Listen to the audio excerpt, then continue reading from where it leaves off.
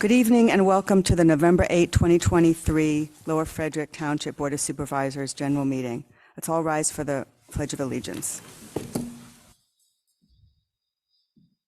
Pledge allegiance to the flag of the United States of America and to the republic for which it stands, one nation, under God, indivisible, with liberty and justice for all.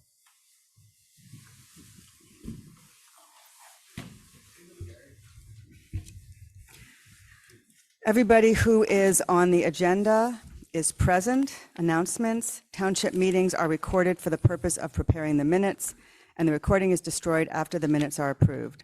The meeting will be posted online on the Township YouTube channel. The link can be found on the Board of Supervisors page on the Township website. It is requested that all persons wishing to speak before the board shall state their name, address, and the subject matter upon which they wish to speak for the record. In the interest of facilitating the business of the board, all persons addressing the board shall be limited to 3 minutes unless such time is extended by the chair for good cause. Individuals are requested to remain in their seats and to respect when other persons are speaking. The Board of Supervisors will provide a reasonable opportunity for citizens to comment on any non-agenda items after all agenda items have been addressed, but prior to the adjournment of the public meeting. So we have Eileen Johnson here from the library, and we put you first, so we can get you out of here. Thank you. And if you would come over here and. So we're trying to experiment. We think that if the microphone kind of curves up, we get better sound. So you can kind of. So hopefully that works. That's interesting. Good evening, Eileen Johnson, Perkiomen Valley Library's branch manager, the library that Lower Frederick supports. Thank you very much. We enjoy serving your citizens, and we've been trying to do a lot of great things. I want to let you know that in August, our building circulated the highest number of items we have ever circulated. And it looks like we were on track to be higher circulation than last year, which is the highest ever for our building, which is really cool for the year. We've got a lot of things going on. We have a brand new yoga class that just started in September. She's offering the first class free if you want to come check her out and see how it works. It's a little higher than the last time we did it. It's $8 a class. But drop in. It's not pay ahead, it's pay as you go. So that's really exciting. We have our story times resumed. Again, we're coming to the end of our sessions now, and we'll start up again in the spring. We've got all kinds of projects happening. We've got handmade things like wreath making and basket weaving and candle workshop and handheld decorating. And so we are coming up with all kinds of great stuff. Our calendar online is the most up-to-date. Unfortunately, we're at the end of our quarterly newsletter. I brought some of them with us, but it ends in November. I will bring a handful to the borough. Sorry about that. I will bring a handful to the borough when we re-up the new one and have all our great stuff, including our preschool New Year's story time, which is counting down to noon, the last day the library is open in the year. And that's always very positive. The kids love it, the parents love it, lots of fun. The board of the library has been very active trying to do things. We did our big book sale in September, and we are very confident we're going to have one in the spring, although they have not set the date for that. And then they have been very, very busy on the outside looking for grants. They did find grants to replace every single light bulb in our building. So that's kind of nice to actually see things. It's really nice and bright in there right now. And they are also looking towards a grant, a state grant that is going to hopefully do some physical construction of the building. I know everybody's tired. We just got rid of the other construction, but this will be a full grant, and the grant will take care of a lot of the things in the building. Things like the kitchen we have in our lower level is not professional. It doesn't need to be professional, so they want to reconfigure that. They want to reconfigure the bathrooms, possibly add an ADA ramp, which would be on Church Street, which would be a lot easier access into our lower level. So working on a lot of cool ideas for the library. And as of today, we just ordered brand new furniture for the children's area, and we'll have some nice chairs. They got a little wiggle, so some of the kids like to wiggle when they're sitting. So that'll be available to them. Just lots of changes happening. Do you have any questions from the board? I know I talked too fast, sorry. I didn't hear what you're saying. Oh, you gotta push the button. How to use this. How are you guys doing financially? Financially, doing okay right now. We are still paying off the Upper Salford loan that we had gotten for our building. That was the $500,000 loan that they gave us. We still have a little bit to pay off on that. I'm not sure exactly. It's another year or so of payments we've got to do. I'm sorry. I'm looking at Holly. Holly is one of our board members and one of your residents. So she is very invested in our community here. We are always looking towards funds because as the funding comes through from the state, that piece of it, it's not a very big piece for us individually, but through Norristown. For many years, the state flat funded the library, and flat funding is good because it means we're not going backwards, but flat funding is also negative funding because the cost of my books, the cost of my magazines, I've had a few issues with people asking if we had another newspaper. I can't afford more than one newspaper right now because their costs are going up. I can't keep up with that with our level of funding. So we are doing our best to make our pennies go as far as they can. Always looking for more, gladly taking more. So, and we do have our annual appeal letter out to, and we have many residents from Lower Frederick who have already responded. So that's been great. Any other questions from the board? No. From the public? Well, Okay. thank you. I mean, it's Thank you. really a treasure to have a library so close by, And so we're really happy. I've already been asked you're about the here. parks to come back and do stories, so we'll be doing that. That's great. Thank you for your time. Thank you. All right, administrative actions. We have one set of minutes to adopt for September 5th. Does anyone have any changes to those? Or are we ready to make a decision? No. Okay, would someone like to make a motion to approve those? Chuck Geiser will make the motion to approve the September 5th general meeting minutes. Thank you. Do I have a second? Dan Werfel, second. All right, so we had Supervisor Geiser made the motion, Supervisor Orff made the second. All those in favor signify by saying aye. Aye. Aye. Any opposed? Motion passes unanimously. All right, treasurer's report. With this being a budget night, I'd like to just wait for the budget. With this being a budget night, I'd like to just wait for the budget since it's really incorporated in what the board will be presented tonight.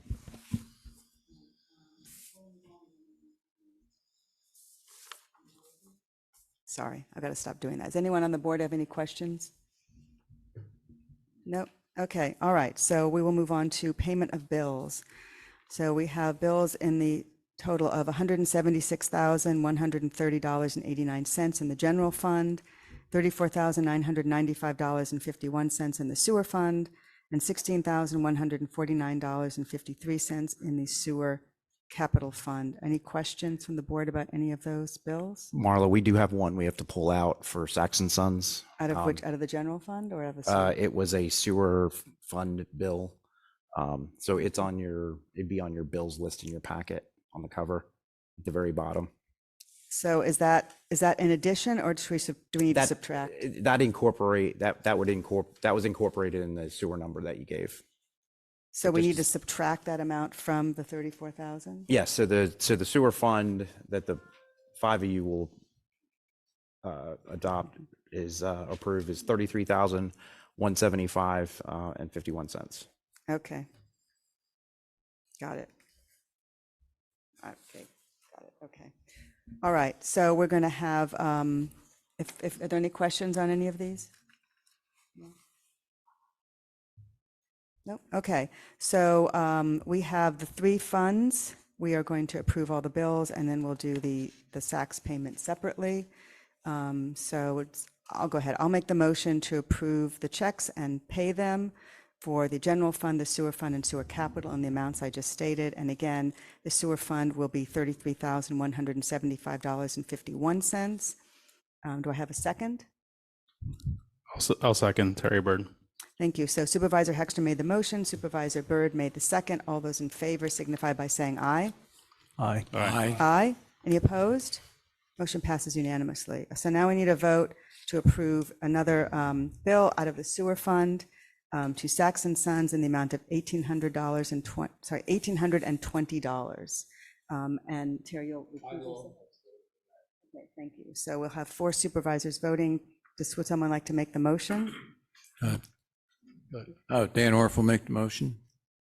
Chuck Yiser will second. All right, so we had Supervisor Orff made the motion, Supervisor Yiser made the second. All those in favor signify by saying aye. Aye. Aye. Any opposed? So again, that is unanimous, 4 votes and to 0, and we had 1 abstention on that last bill payment. All right, professional and staff reports, engineer.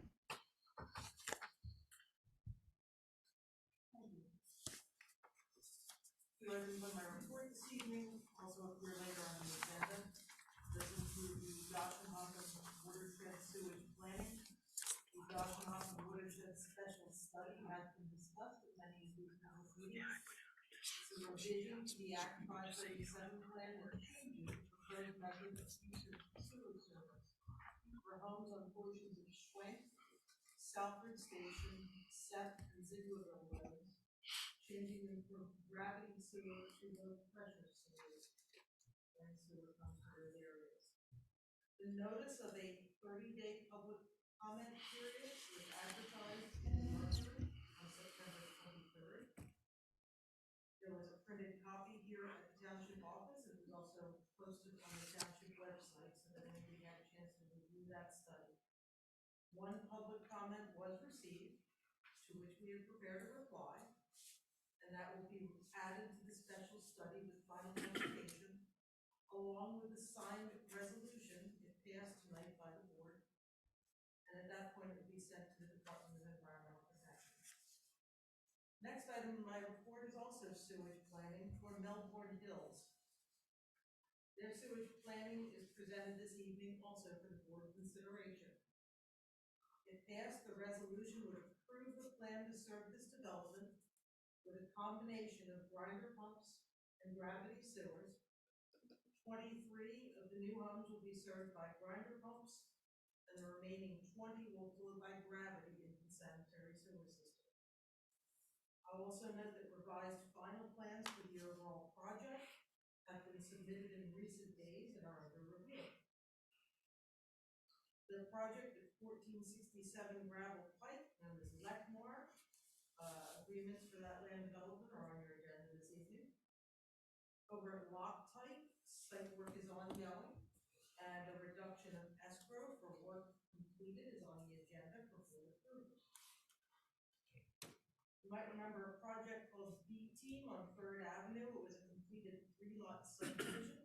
They're reaching the end of their 12-month maintenance guarantee, and the remaining escrow is scheduled for release during the month. Am I too close or too far away? Scott, she can't hear you. Or you can't hear her. Turn it on. The red button. Yeah, it should be green. There we go. I apologize. All my enunciation went nowhere. All right, so the B-Team maintenance escrow will be released during the month of November. The Prestige development, also known as the Saishaki Tract or the Farmview Estates, the developer is still working to obtain approval of their NPDES permit, and we are looking forward to reviewing the final stormwater management calculations. Their engineer has been in touch with me, so I think that's getting close. The Arcadia Station developer is still working through punch list items towards closing that development. Construction of a single-family home is currently underway at 36 Smith Road, which we know as the Sims home. At 118 Colonial Drive, the single-family home there was built, but the lot grading is not consistent with the approved grading and stormwater plan. A resulting puddle along and on Colonial Drive was found to be unacceptable, and the builder's engineer has been tasked with obtaining as-built data and developing a proposed solution. The Rotelli House on 3rd Avenue is under construction. That's nearing completion. 2 single-family home projects, one we call Mancini and the other we call Vincent, have both been closed this month. As far as public projects, the Foy Park Bank Stabilization Project, the general permit notification has been submitted to DEP. At Coble Park, the park enhancements phased plan and cost estimates were provided to the township this month. Zieglerville Road drainage, supporting information has been forwarded to the Solicitor's Office for easement acquisition. On flood barriers for the wastewater treatment plant, we've initiated design work for the barriers at each door to the headworks and filter buildings. And Spring Mount Road sidewalk, stormwater design is underway, which will be followed by communication with the fire company regarding any facilities on their lands. Remaining on my report are 46 Kratz Road, where the grading and stormwater management plan associated with construction of a new garage and added impervious surface were approved last year. And the Sandbrook subdivision, where we're still awaiting a solution from the developer to the concerns on the driveway on Lot 2. That's the entirety of my report, and I'll be happy to address any questions the board may have. Thank you, Carol. I have a couple quick questions. I know we've been following the Sandbrook driveway pipe issue for quite a while. Have we reached out to them recently? I have not personally reached out to Mr. Sandbrook recently, no. So at what point should we do that? Well, I think that's a question as much for the solicitor's office and the manager, how we move forward on that. And I wish I could give you an answer to that. However, what I can do is I can check with Peter and make sure that he's aware of it and have him talk to you. Okay, because I remember they came in close to a year ago concerned about freezing at the bottom of the driveway, and the solution was to put a pipe under it. And we're coming up on another winter, so. You have an excellent memory, thank you, yes. Well, I remember those pictures very well. And the other quick question I have is, when will the sidewalk project begin? I know it's not going to begin this year. So I was actually working on the stormwater management this week. I want to get together with the fire company and show them what I've got. And then I would take the plans to the Conservation District for approval for a general permit to replace that culvert. Ideally, I'd like to talk to the board in coming meetings about putting that out very early next year so that we get the best possible prices. Great. Any other questions from the board? Carol, just a quick question. With respect to the 118 Colonial Road project, yeah, that puddle is pretty significant. A couple of must have been something I said.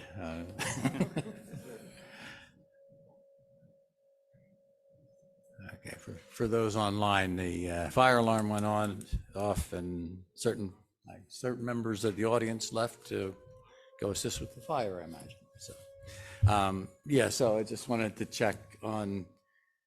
That looks like a complicated engineering project from my observation, because it doesn't look like they have anywhere for that water to go. I'm sure you'll come up with something, or somebody will, but yeah, if you could keep us tuned into what's going on with that, because I'm pleased to say that we are working together with both the office staff and with LTL to encourage a solution to that problem. They're only under a temporary UNO because this problem hasn't been solved. So even though it's a single lot, the fact that all of us are working together on this, I think, is going to move us towards a solution. okay. And will that adversely affect the ongoing paving that's being done by PennDOT right now? I can't speak to that because I'm not involved in that. I'm sorry. Oh, okay, yeah, because I know that they cut down, I don't know whether they've grinded down or how they've done it, but the edges of both sides of the road have been repaved, and they're at the same level as the existing road. So I assume they must have cut it back a bit. And I don't know when that pavement, before they put that that strip of paving in there, that whole side of the road had kind of cracked under the fact that it was constantly in water. So I'm just keep an eye on that. And then the last thing with respect to Foy Park, Yes. I know at the previous meeting, there was a gentleman here, previous board meeting, there was a gentleman here brought up some of the, and this may not be entirely in your ballpark, but some of the repairs that have been pending for a while since the flood, which is a while ago. Is there plans to actually go through there and actually find a way to mow that and then remove those rocks and address the other issues? Because that's something that was mentioned when it was brought up during the meeting. Yeah, unfortunately, Mr. Supervisor, if that's sort of outside my realm. That decision was made after the last flood to let that go natural and not try to mow that area. I was not, it was not my decision to make. Okay. So Yeah. I don't really have I'm not really able to give you an answer there. It looks like Pam might have an answer for us.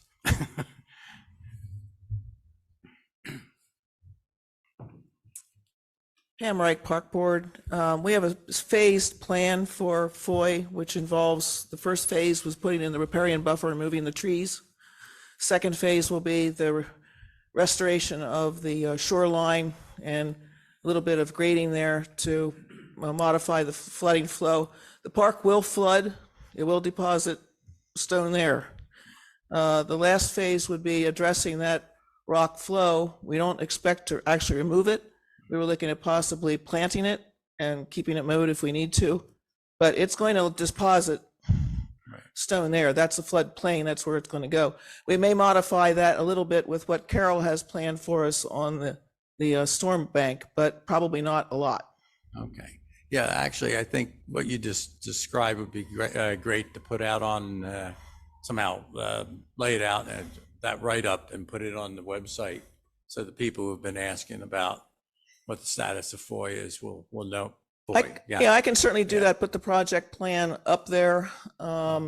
We Just so they know were that. also talking about possibly putting some signage at Foy to kind of describe what's going on there, kind of what the Oh, project that's- plan is, and describing what's happening here so that people can see it, know what's going on, because it's going to be a several-year plan till it's done.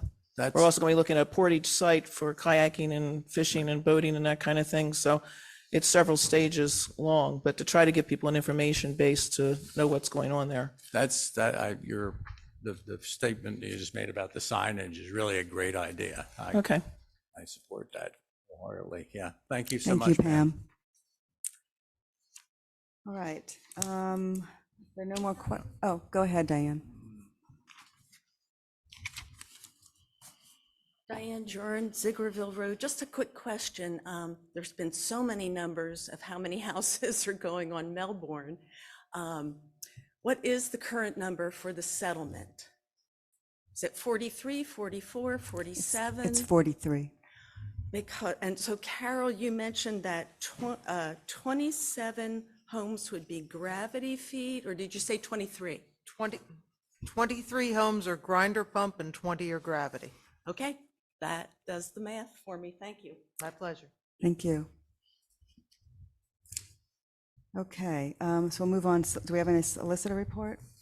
I do not have a report tonight. I will comment on item E in a business.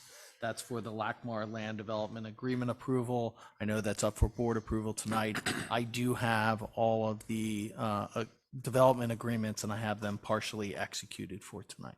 So I Okay. just wanted to point that out before. Okay, great. So we'll get to that later. All right. Township staff reports, police?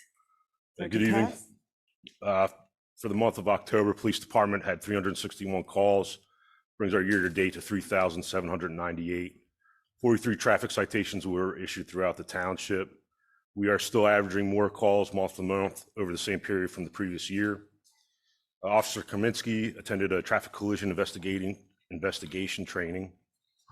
Police Department participated in Operation Safe Stop, a proactive approach to educate the motoring public that passing a stopped school bus is dangerous and illegal. The Police Department assisted Upper Providence with an escort detail for The Wall That Heals, which is an exhibit which features a 3/4 scale replica of the Vietnam Veterans Memorial in Washington, along with the mobile education center that accompanies the exhibit. Several news releases were provided in your packet for some of the criminal arrests we had. We have several ongoing investigations currently that we cannot speak to. Also in your packet, excuse me, is the speed data for 3 areas of the township. Little Road, Alexander Drive, its average speed in that area was 36.56 miles per hour. 100 block of Goshen Road, it's a 25-mile-an-hour zone. Average speed was 27.32. And Gravel Pike near Zieglerville Road, speed limit is 35. The average speed was 38.67. If you look in the packet with the speed stuff, the speed sign was keeping the speeds down. So having them out there that we continue to do is assisting with the public to know that drive at close to the posted speed limit, which has been a reduction in our accidents too. So Yeah, thank you. And I noticed you put one right before the township building. yes, we did. Based on the election, and people being aware, pulling into the township building as well as the firehouse. Great. And if you have any questions, I'll be more than happy to address them. Thank you. So I was looking at the speed report for Little Road, and I don't know, I mean, is this something that we can share with residents? I mean, all right, you know, it's 581 vehicles a day going down, up and down Little Road. And people would want to know that. There was somebody who was going 62 miles an hour down Little Road, according to what I'm looking at here. And a lot of people are in that buffer between the speed limit and 10 miles over the speed limit. In fact, more people are in that buffer, the 10-mile-an-hour buffer, than are actually doing the speed limit.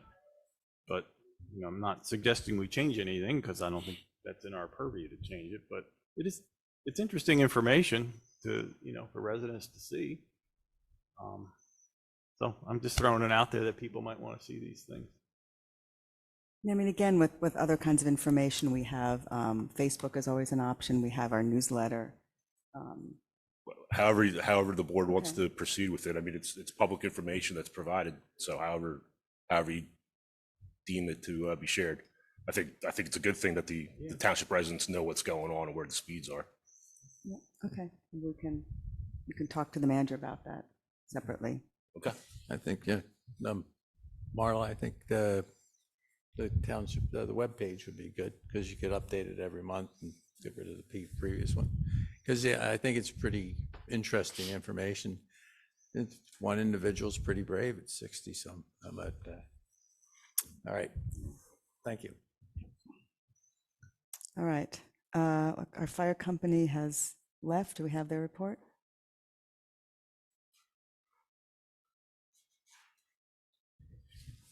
For the month of October, they did 12, they had 12 events.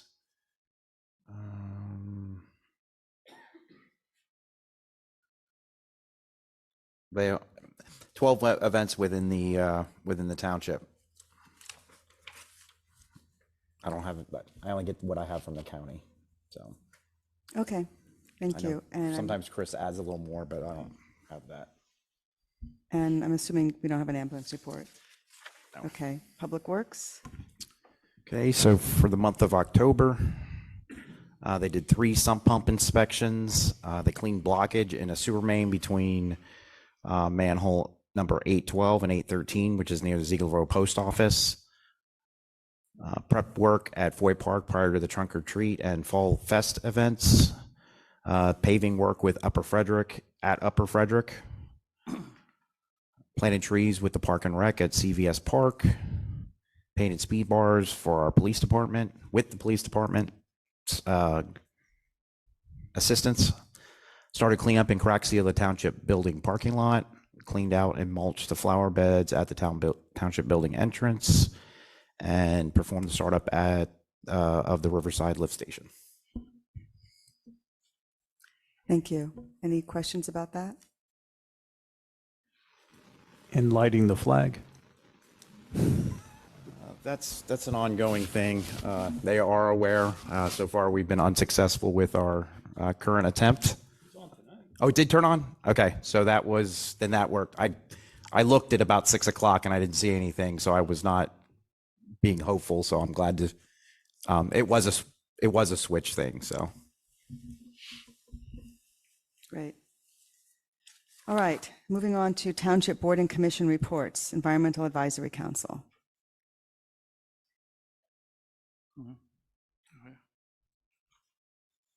Good evening. Sorry, can you just move the mic? Thank you. Is this better? Okay. Last month, due to a few of the members traveling, we didn't have a quorum, so the EAC did not meet, so there's nothing new to report. However, at last month's Board of Supervisors meeting, Diane gave the report, and she suggested that the township look into installing electric vehicle charging stations here at the township building.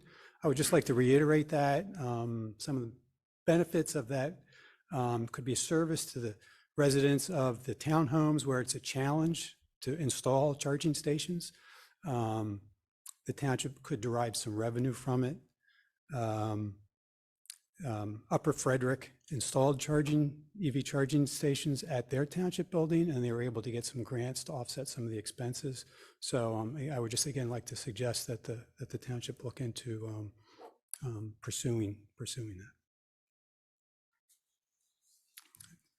So I want to add a little bit to that because I've been following this a little bit, and I know Upper Frederick got it. My understanding is that the upfront cost would be in the range of $20,000. After the grants, it would come down a lot lower than that. And there is a split with the company that provides the service of 90-10, which means that the township would get 90% of the revenue and the charging company would get 10%. So over time, it would probably end up being a zero cost and eventually, as you say, could earn some income. And I think the deadline is coming up soon, before the end of the year. So I think what they're looking for is consensus from the board that this is an idea to pursue, and then we could perhaps get more details about it at our work session.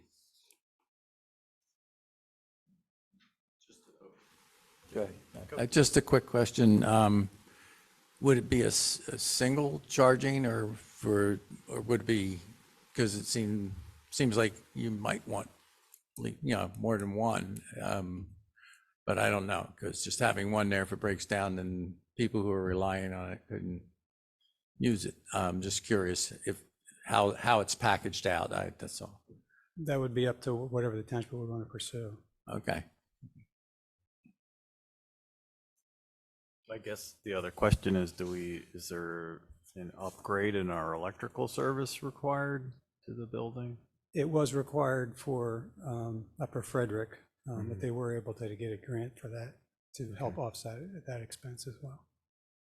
And is there some sort of accepted policy for like policing it? I mean, suppose you have a resident who's just there all the time. Oh, that I don't know. I'm Yeah. not that familiar with it. Okay. Colby, do you have any insight into that? I mean, I know like in some places they say 30-minute limit or they put a time limit. I don't have anything. I think that's a certain policy that everybody makes up to do. I think that would be very hard to enforce. I think that you would put something in place and put some rules that are there, and that's up to the board to decide. However, again, on the weekends, I don't know how you're going to enforce that.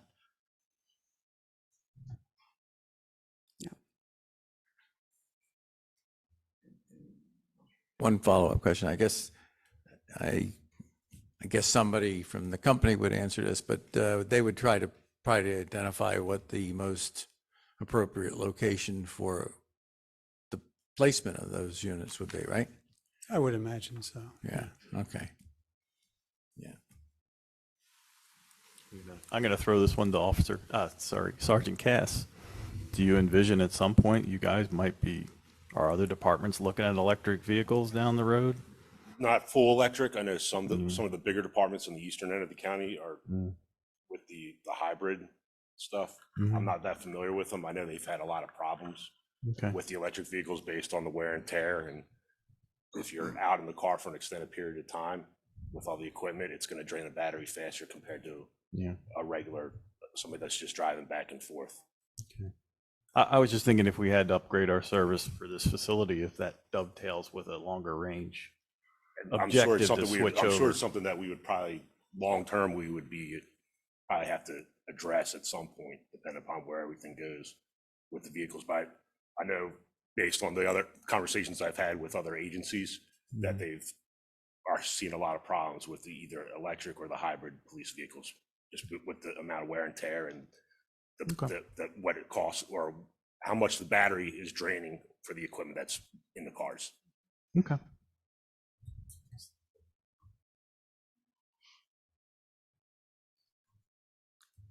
So the question is the board interested in getting more information to possibly apply for these grants?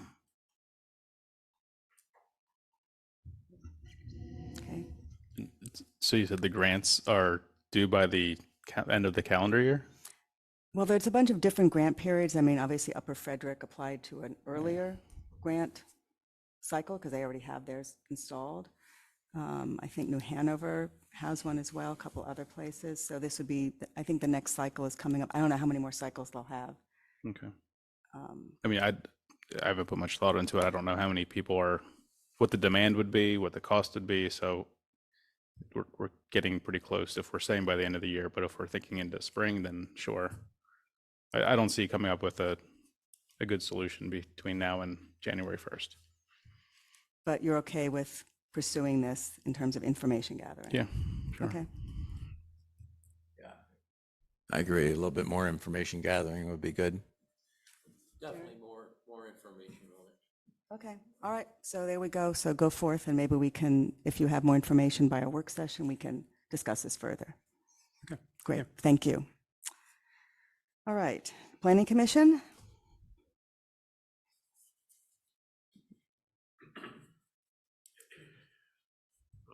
Going to do the report for Greg tonight. The Planning Commission met on October the 19th. We had two major agenda items, the first of which was a request for waiver of the subdivision ordinance for Sylvia's Gym, which is at 313 Big Road. And the applicant was represented by herself and her engineer and an architect. Essentially, they're looking to expand the building that presently services their business operation. And based on the scope of what is taking place to, put them through a subdivision application, we felt there was good reason to consider a waiver. We discussed it with the applicant and we felt that we were in support of their waiver application or request, and we put a recommendation to waive the subdivision ordinance with the project that's being proposed by 313, subject to we have 4 items that we request that the board hold them to. First of which would be a satisfactory analysis of their septic system out there. They're serviced by on-lot system.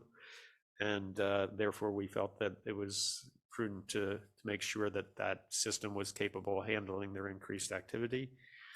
That all matters at the October 19th Planning Commission pertaining to on-site stormwater management control facilities be satisfactorily addressed by the applicant, that a recorded plan be placed on file with the Montgomery County Recorder of Deeds, and that finally that a site grading plan be developed and submitted to Lower Frederick Township in accordance to the township engineer's letter, which is dated October the 17th, 2023.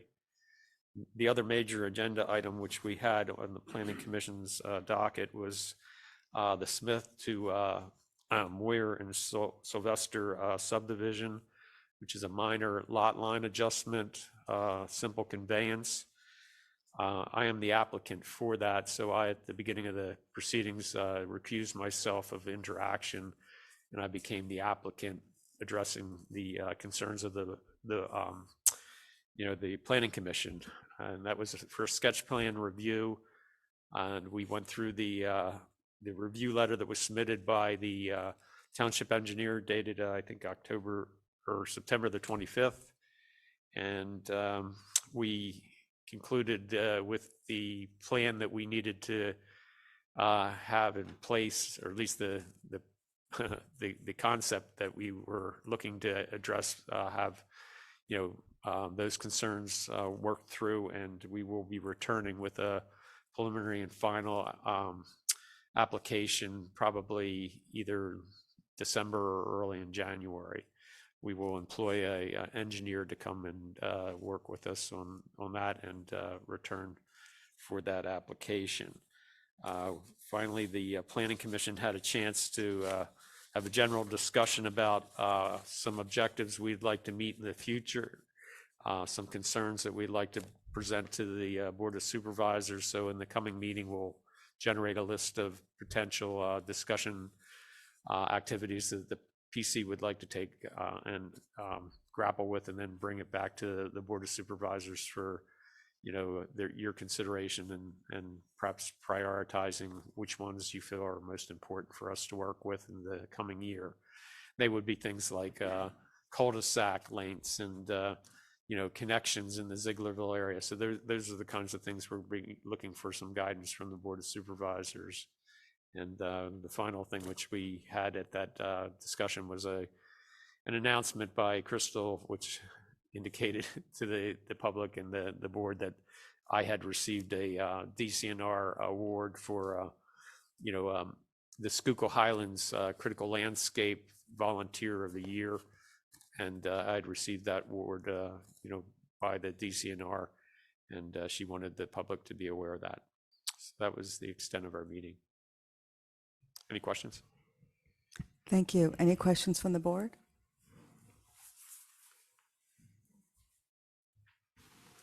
Yep. As part of your planning for next year, did the Planning Commission review the information that John compiled?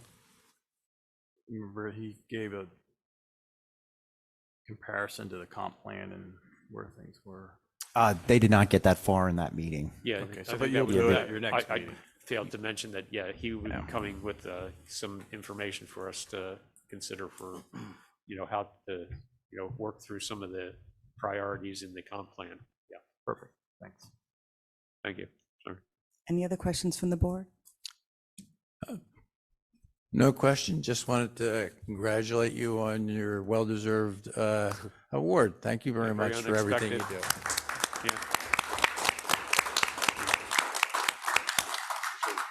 Yeah. They're actually, the upcoming newsletter will have kind of a more definitive explanation as to what took place there, so. I think it was great of Greg to have you give this talk so that you'd be able to get the applause, right? Yeah, always like the accolade. Thank you. Thank you. Okay. Open Space Committee.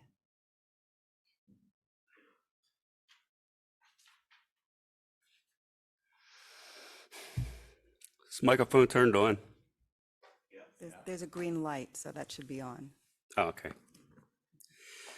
Okay, Open Space Committee meeting on October 11th. The first thing that we did, Matt Babbitt from the Heritage Conservancy was there to talk about the grant that we had applied for from the DCNR for the purchase of the Barber property easement. And we learned that that grant was not approved. Can everybody hear me okay? And Matt gave a discussion of the reason why it wasn't approved and let us know that there were other options for grants available. And I guess I'm not going to go into that because he's here tonight to tell us about it. And a lot of other details in here that if anybody wants to know about them, money and stuff like that, it's going to be in our minutes after we approve them at our next meeting next week. And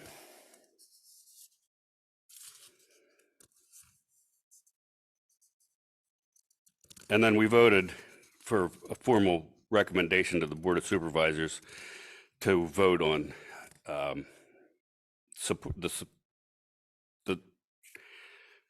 asking the supervisors to support a grant application to further pursue that project.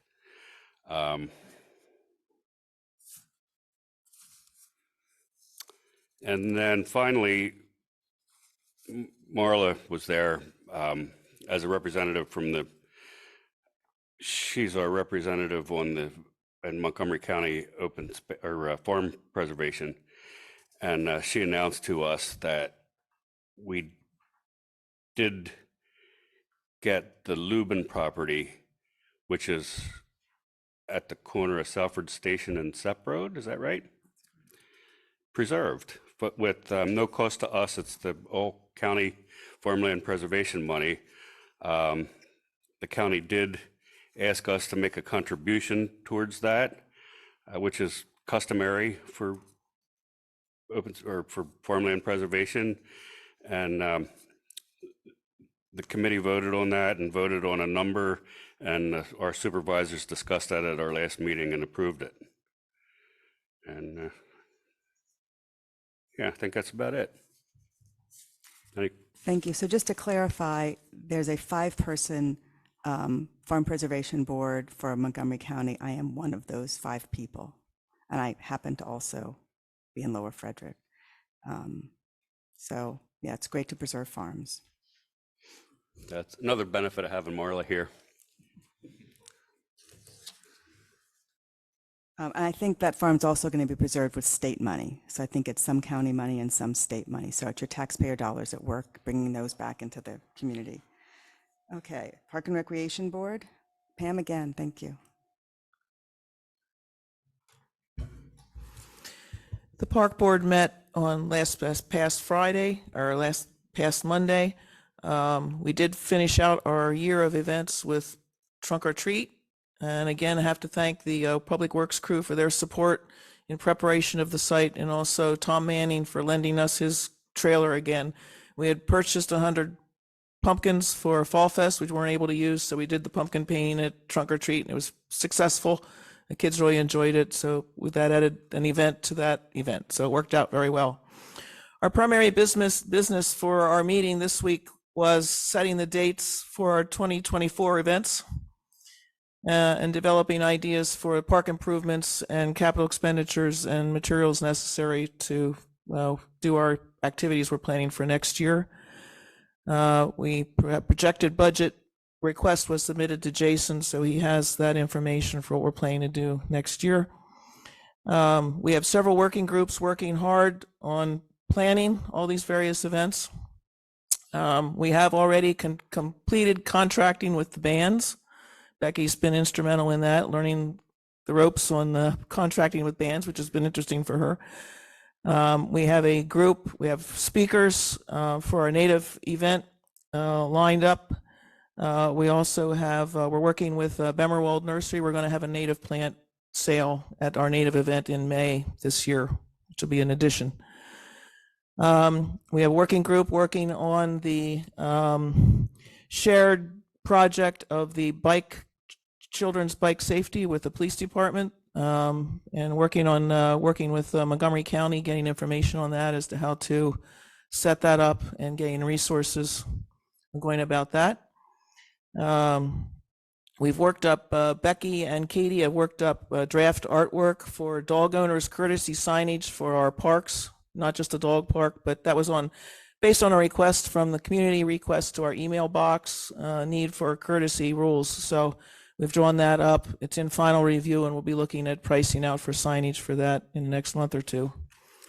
As Carol noted, we did get the trees planted in VCP. We were also planning on getting hopefully some tree donations done at Cuddy Park in the next week or two as well. I want to thank Carol for providing the final plans and costing information on the Coble Park Rehabilitation Project. We will be setting up a meeting with you sometime in the near future to review that and help us slice and dice that and start preparing the application for grant for next spring.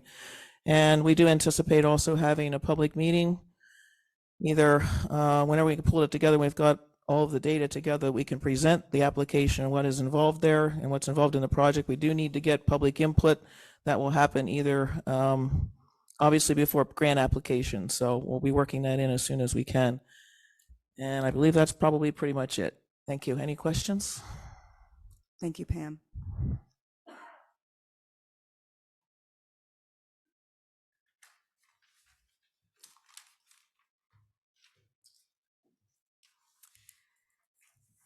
All right, now we're getting to our business portion. First item is a resolution for the, I think I'm on, resolution for the Gashahoppen Special Study. Oh, all right. So I'll just, so we have, we finished working on the Gashahoppen watershed sewage facilities planning, and we just need to adopt that special study. It is an update to our 537 plan. Do we have any discussion on this? Anything to add, Jason? I think Carol already talked about this in her report. Yeah, I was going to say this was kind of Carol's. So as far Okay. as I'm aware, Sorry, Carolyn. we're, yeah. As there was a microphone question, would you like me to repeat the paragraph in my report from earlier? That would be great. All right. So the Gashahoppen Watershed Special Study has been discussed at many public meetings. It's a revision to the Act 537 plan that changes the proposed method of future sewer service for homes located on portions of Schwenk, Salford Station, Sepp, and Zieglerville roads. And it changes the planning from gravity sewer to low-pressure sewers. The notice of 30-day public comment period was advertised in September in the Mercury. There was a printed copy of the study available here at the Township Building, and it was also posted by staff on the Township website for review. There was one public comment received, to which we prepared a reply. That comment and reply will be added to the special study for final publication, along with the signed resolution, if passed tonight by the board, and then sent to the Department of Environmental Protection as a full published study. Are there any questions from the board? Are we ready to vote?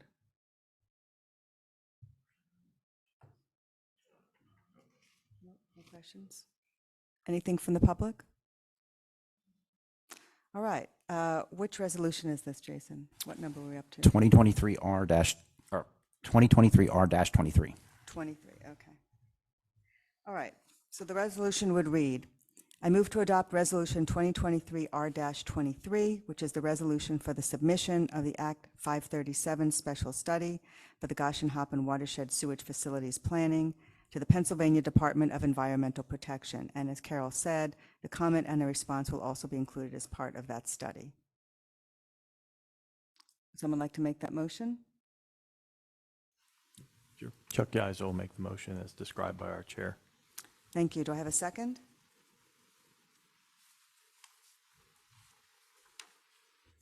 Sure, I'll second.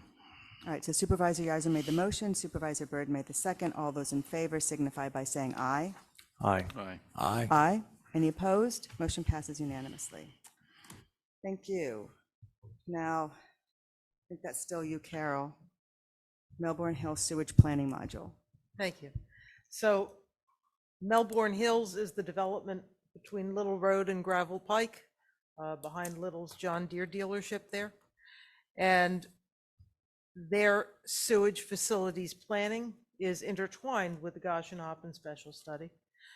So they have presented for the board's consideration sewage facilities planning for that development. The resolution before you approves their plan to serve this development with a combination of grinder pumps and gravity sewers. 23 of the 43 new homes will be served by grinder pumps, and the remaining will flow by gravity into the sanitary sewer system.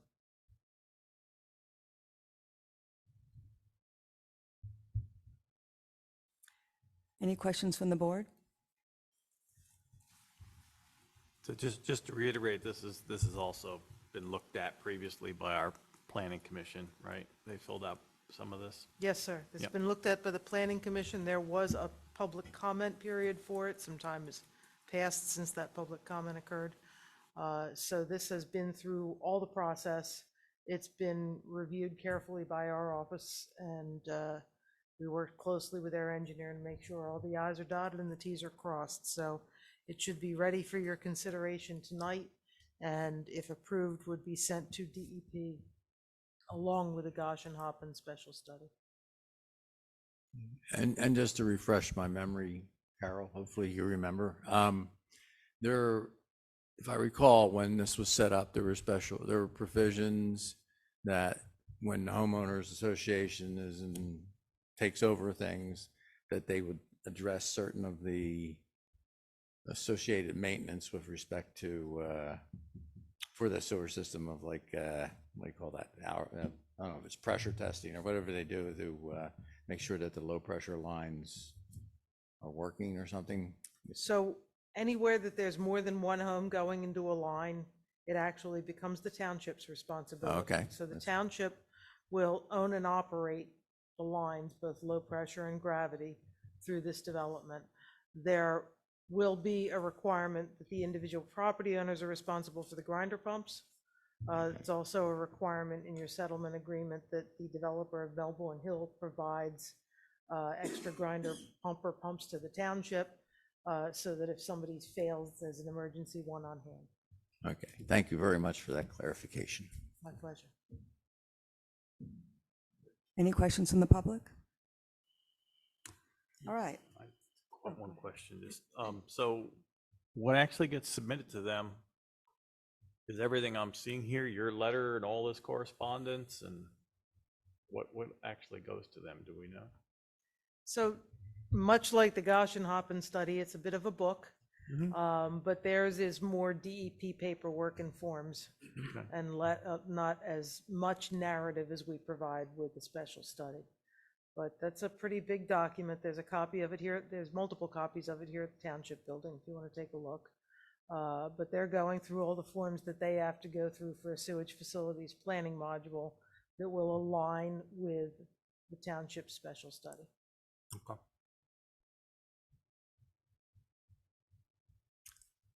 All right. So I'm going to go ahead and make this motion. I move to adopt Resolution 2023 R-24, which is the resolution for the submission of the revised Melbourne Hill Act 537 Sewage Facilities Planning Module to the Pennsylvania Department of Environmental Protection. Do I have a second? Dan Orfel, second. Thank you. Supervisor Hexter made the motion. Supervisor Orff made the second. All those in favor signify by saying aye. Aye. Aye. Aye. Any opposed? Motion passes unanimously. All right, next item, sewer extension project change order number 5 authorization. Is that also you, Carol? I'll be happy to take that. So at the last meeting, the board authorized us to proceed with a change order that removed all paving responsibilities from the Doley contract and transferred it over to the equipment bid contract so this work could get done, because we were all getting a bit frustrated about the time lag. So before you tonight is change order number 5 for Doley Construction, and it's been signed by Doley.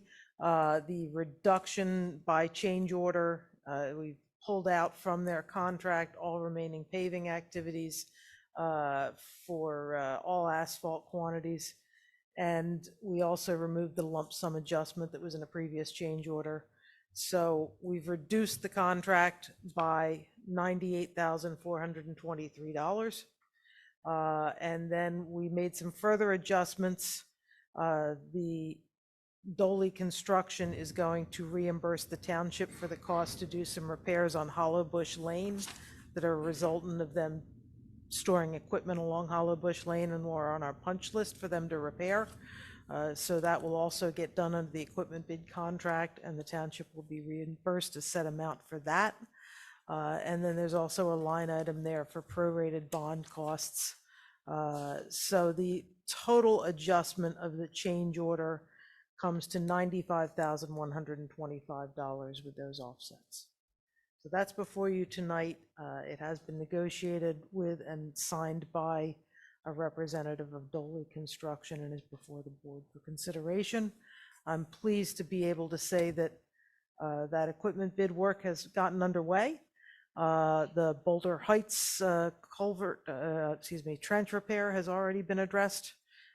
The compaction and grading at the pump station has already been addressed. So the equipment bid contractor has really jumped right on that and made time for the township to get these things resolved, and they are underway.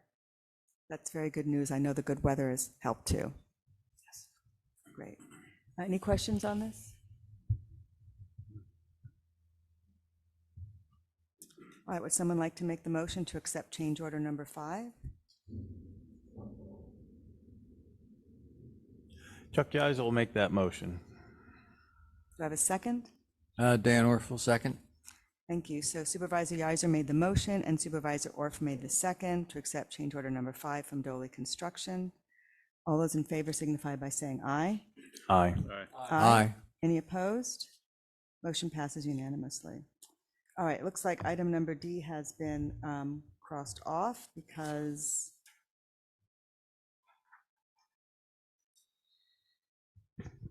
We're still waiting on paperwork from S.J. Thomas. okay, we're still waiting for paperwork. All right, so item number E, now it brings us to Lechmar Land Development Agreement approval. I think that's you, Colby.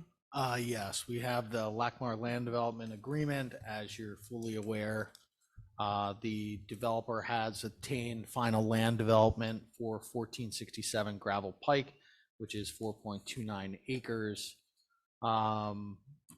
We, in our next step from that final approval, prepared agreements that exists of the development agreements, the operation and maintenance agreement for the stormwater facilities, a memorandum of the development agreement that will be recorded, and then also the declaration of covenants, easements, conditions, and restrictions for this property. What we are seeking tonight is approval to have these executed by Marla. They are already executed by the developer. We also have the plans, and I believe the plans are in the other room also, if it is so approved tonight. So the resolution you're looking for is to approve the Lechmar Land Development Agreements and have the chair sign them. Yes. All right. Someone make that motion? Sure, I'll make that motion. Thank you. Do I have a second?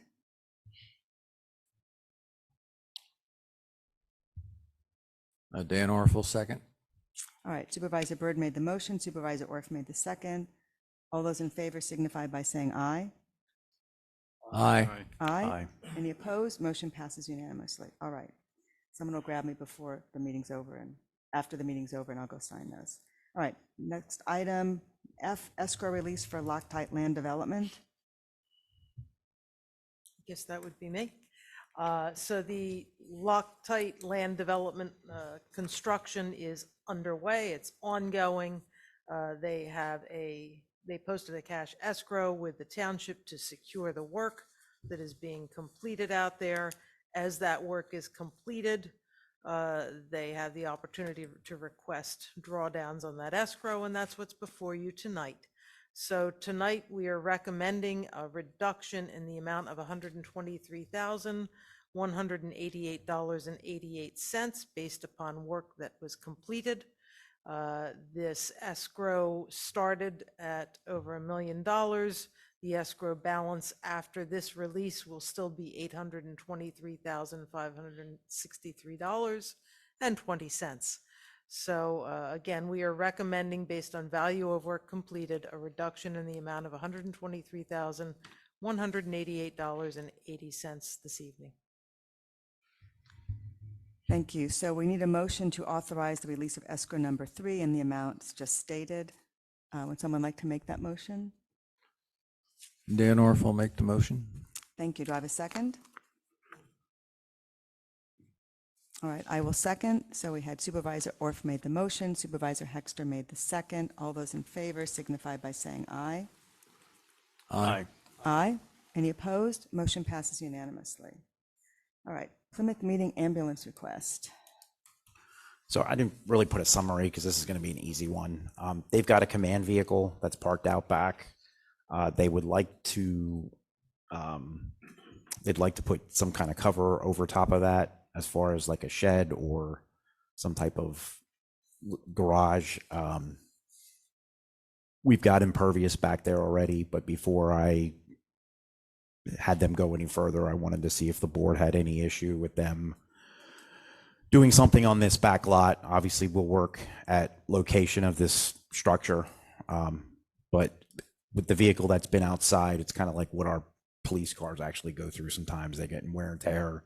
They've got things in there that with winter coming, probably don't respond well, kind of like, kind of on the other side when it's summertime. So I'm just looking for like a consensus that the board has no issue. They'll do what they need to do as far as permits. And like I said, I don't think stormwater is going to be an issue because we've got impervious back there already, but. Yeah, just a quick question related to when flooding has occurred before. Has the water covered, like in Ida? I mean, I don't know if you guys know, has the water gotten up over top of that asphalt back there? Not that I'm aware of. I think it came close. Okay. But I don't think it actually hit the lot. Okay, yeah, I was just, because if you tried to mount, if there was standing water moving around, the logs would, depending upon what kind of structure, it could take that out. But if it didn't get there for Ida, I don't, knock on wood, I hope it won't get there for another flood. Yeah.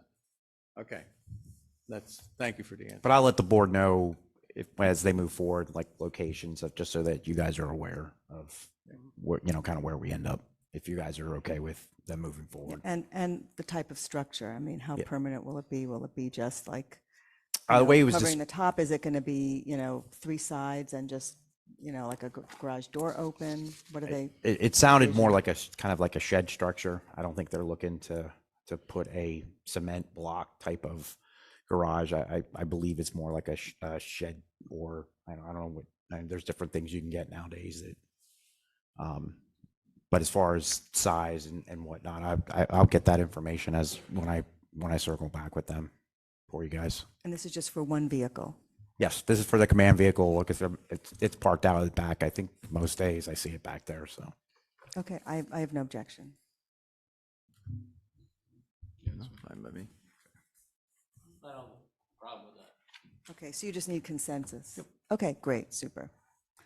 All right, next item, the Highlands, excuse me, Highlands Conservation Grant. Matt? Matt Babbitt from Heritage Conservancy. As the open space chair or board report mentioned, we did not get the DCNR grant to preserve the property on Salford Station Road, and are transitioning quickly to a federal Highlands grant that is eligible for municipalities only. So we as a nonprofit are not eligible to apply.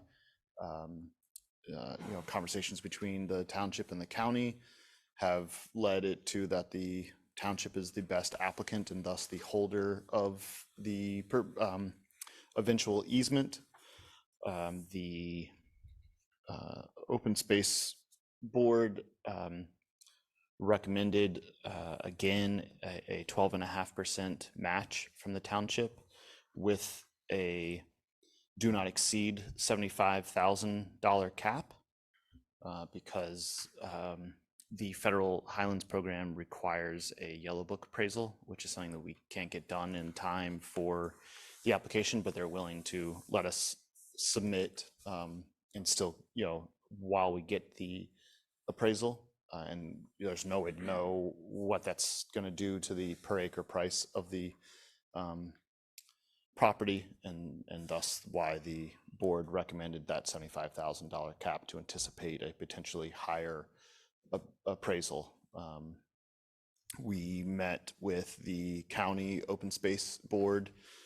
They passed a similar resolution for the same matching amount up to 40% on their end. Their their commissioners don't meet till next week, so I don't have a resolution for you to share, but that there was no stated opposition, and the grant, the narrative is due to our contact at DCNR, Dan Pierce, before Thanksgiving. I've been working away, typing on that, and we are Heritage is ghostwriting for the township, something you guys will review and then get submitted to DCNR, and then DCNR is the actual applicant to a U.S. Fish and Wildlife grant, and then the DCNR is able to designate the township as a sub-awardee. And that's how the grant award would work. We anticipate a January award notice, and then could start boots on the ground with due diligence, and a summer or early fall closing could be possible if, depending upon any snags you hit. That I don't anticipate too many, but you never know with these things. So we are, we will need a resolution to submit with the application, stating that the township is, I guess, open to being the subawardee, is open to being the holder of the easement with the township as the co-holder, and the stated match that the township is willing to fund.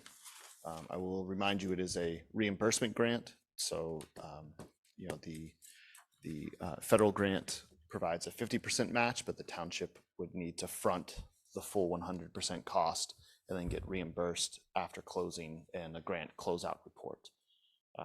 We realize that finances are tight, and Heritage has offered to provide, for lack of a better term, a bridge loan to the township, so that when closing day comes and that full 100% cost needs to be paid, we will help you guys get there along with the township, and then just look for reimbursement once you guys get reimbursed as the sub-awardee.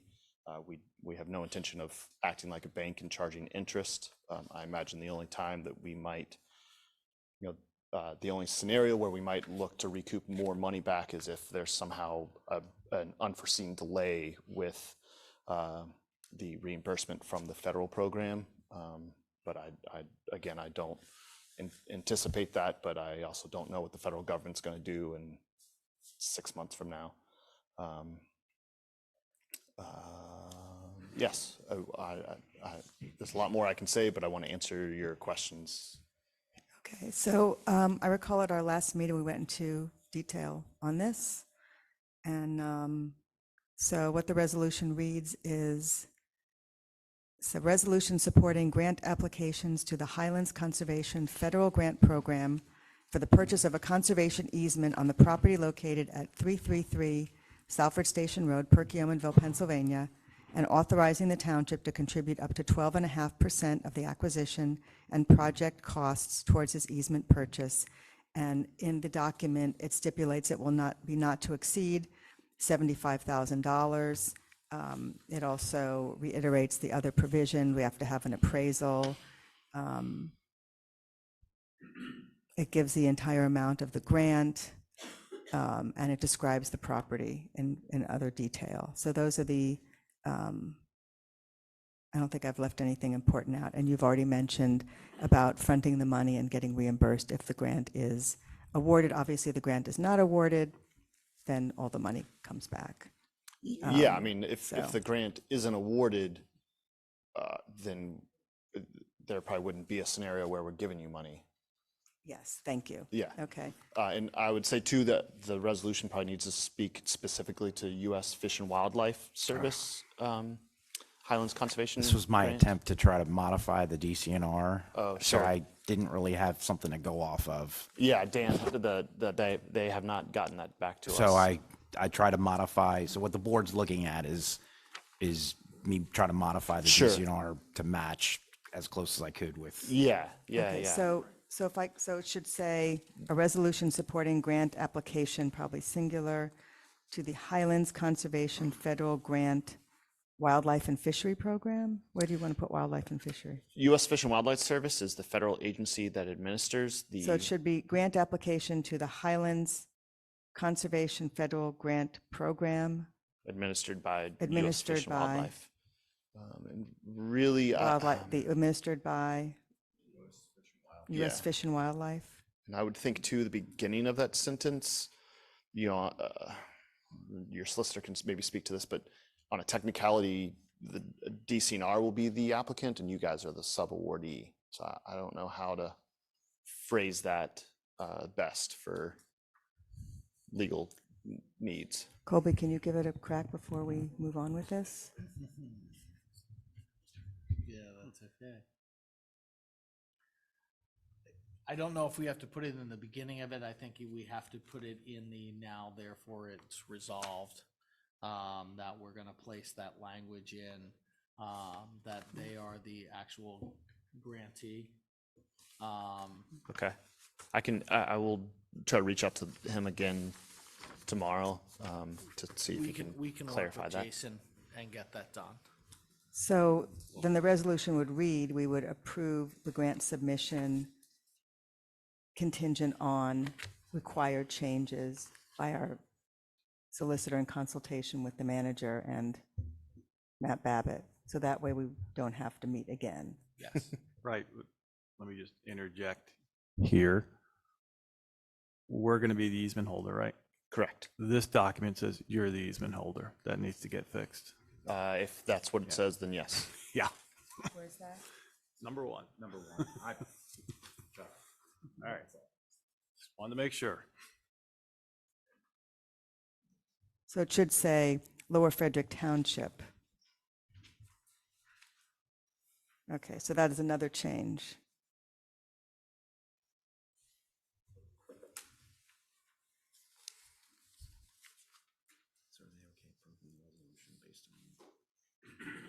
Yes. Subject to the amendments, and then approval of language from the solicitor and Heritage Conservancy. Okay, you're speaking very softly, but I think I I thought heard he you. was- So, I'm sorry, I thought I was answering a question that Jason had. He was asking about the motion that should go into it. And I believe the motion should be that you're passing or approving of the resolution, subject to the amended changes, and the approval of language by the solicitor and Heritage Conservancy. Yeah, and unfortunately, some of these grants provide like draft resolutions, and I have not been able to get one from the U.S. Fish and Wildlife Program. So, yeah. well, I think if what you suggested is to say it's who's the grantee? DCNR would be the grantee. And you So guys would be the that's a change you subawardee. need to make. You need to add that it's administered by the U.S. Fish and Wildlife Department, or what are they, a department or an agency? Service. Service, U.S. Fish and Wildlife Service. So that's two changes. And then the third one is on page 2, number 1, to cross off the first part of that sentence, and it should be Lower Frederick Township is currently seeking.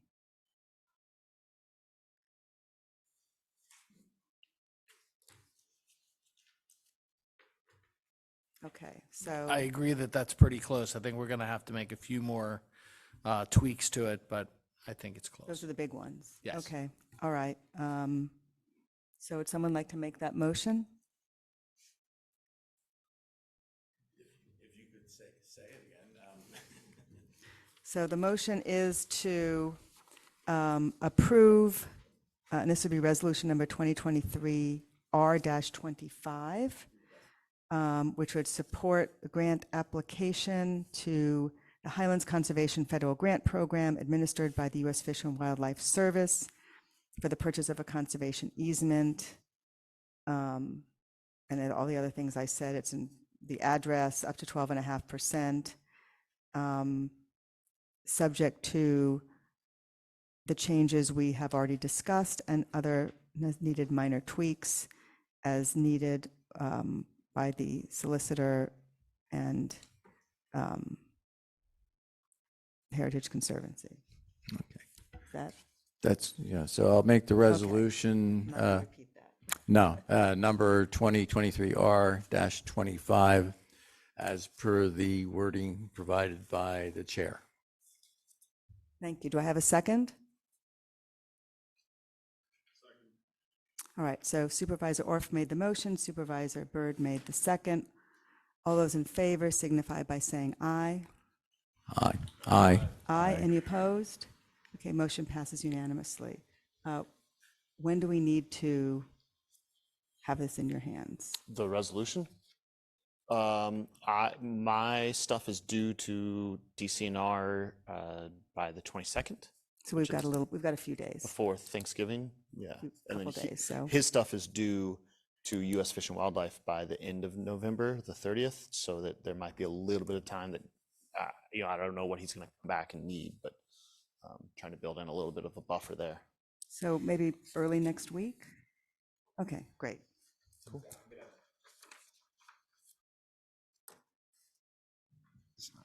I'm going to make the changes, get the Word document to Peter, and we'll go from there. Great. Thank you very much. Thank you. Marla, could I step back and, with respect to the Lechmar matter, I was a party to, I just recalled that I was a party to the zoning hearing board matter. So I don't know whether me voting was appropriate. Should I have recused or abstained? Should you have abstained from the zoning hearing board? No, from the vote on the. Yes, you should have abstained from the vote here if you Yeah, voted okay, on the so- zoning hearing board. Yeah. But Yeah. I wish you abstained from the zoning hearing board. Okay, I became a party. Okay, I'll have to do that the next time. I can't undo that one, but I can undo this, so. we'll So undo this. what do we need to do then? The vote's already been taken. I think that we can just mark the notes that we changed the voting, that there was one abstention. Did you hear that? That's on item E. So it'd be Supervisor Orff is recusing himself from the vote. All right, okay. Okay, sorry Thank for you. forgetting that. No. That's all right. All right, next item, local service account grant. Okay, so this is the grant that we will be submitting for the Lower Frederick Fire Company. In front of you is that resolution, and that they did give us a sample, so I only had to change basically adding us and Montgomery County. So what you have in front of you would be, and I did also provide to you what the fire company is looking to purchase. But that's also, if the board recalls, this is only up to $1 million, which is why in the resolution I put up, grant up to $1 million. So we'll try to get as much as we can. But this is something I'm going to be working with Dan from Schwenksville. He's going to help me with this application. So we need that. This is another situation where we need the resolution as part of the application. And this is also due by the end of the month. Okay, so this would be resolution number 2023-R-26, resolution of Lower Frederick Township, Montgomery County, Pennsylvania, expressing its commitment to the Lower Frederick Fire Company and submitting the application for an equipment purchase and designating officials to execute the associated grant documents. And then it says we're looking for the statewide local share assessment grant up to $1 million from the Commonwealth Financing Authority to be used for the purchase of a 2027 Pierce Enforcer pumper. Any discussion, or are we ready to vote?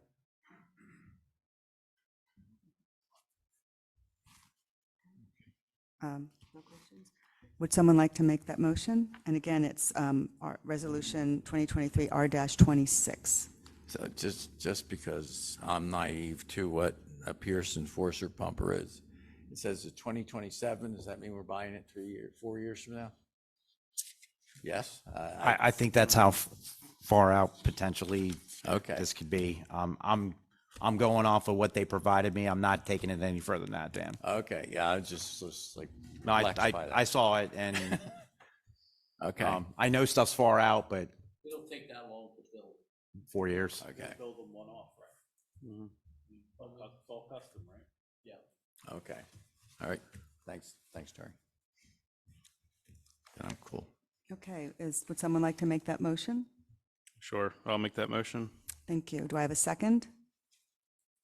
I'll second it. Great. Supervisor Byrd made the motion. Supervisor Sachs made the second. All those in favor signify by saying aye. Aye. Aye. Aye. Aye. Any opposed? Motion passes unanimously. For this, if we don't mind, just a quick, I remember the fire department saying that obviously Dane from Schmanksville can help you, but also it's going to help to get all of our state, local, any representatives, get this to them, CC'd as soon as possible. They can write a letter of support, and any other agencies that can help. Thank you. Okay, next item is wheel loader repair change of vendor. Okay, so this was something the board had previously approved with Troy's Truck and Equipment. Come to find out, once we approved it, they actually had sold that axle for the wheel loader repair. Ken Cockersberger normally does our repair work on the loader and was not available at that time of the last repair approval. With this being under our bid threshold, we have the ability to choose who we like. We are being told this is not a readily available part. So what you have in front of you is the quote from Mr. Cockersberger. And so what I would be looking for would be the rescind the previous motion made on September 5th, 2023, authorizing repair work on the 621B wheel loader by Troy's Truck and Equipment in the amount of $9,096.69. And further, I move to authorize repair of the case 621B wheel loader by Ken Cockersberger in the amount of $9,553.21. Further authorize the township manager to sign any paperwork necessary to complete the repair.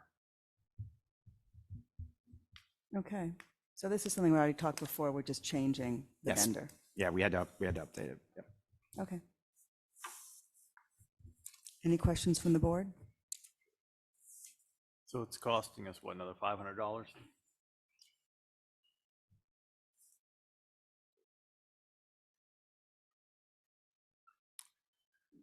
400 and change. I can't do the math in my head. I think it's like 456 and change, something. All right, are we ready to vote on this? Do we need Yeah, to make this- a motion first, right? It's a two-part motion. Jason already read it, so we have to rescind the previous motion for the vendor because it's no longer available, and then authorize the new vendor. Yeah, I'll make the motion. Okay. That's- Do I have a second? Chuck, yeah. Okay, sorry, beat you. So Supervisor Orff made the motion, Supervisor Sachs made the second. All those in favor signify by saying aye. Aye. Aye. Aye. Any opposed? Motion passes unanimously. That brings us to our main item of the evening, our 2024 fiscal year budget presentation. Now, hopefully, the audience will be able to see that on the screen. Okay.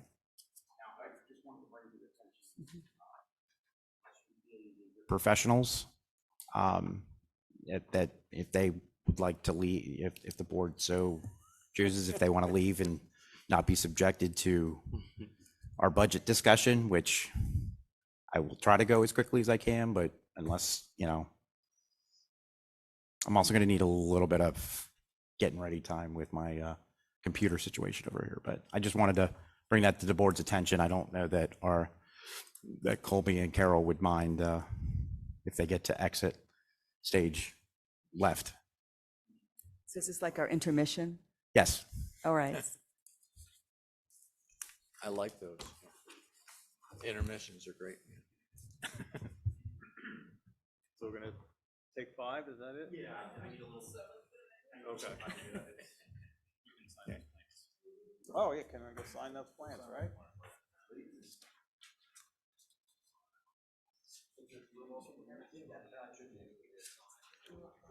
Sign plans.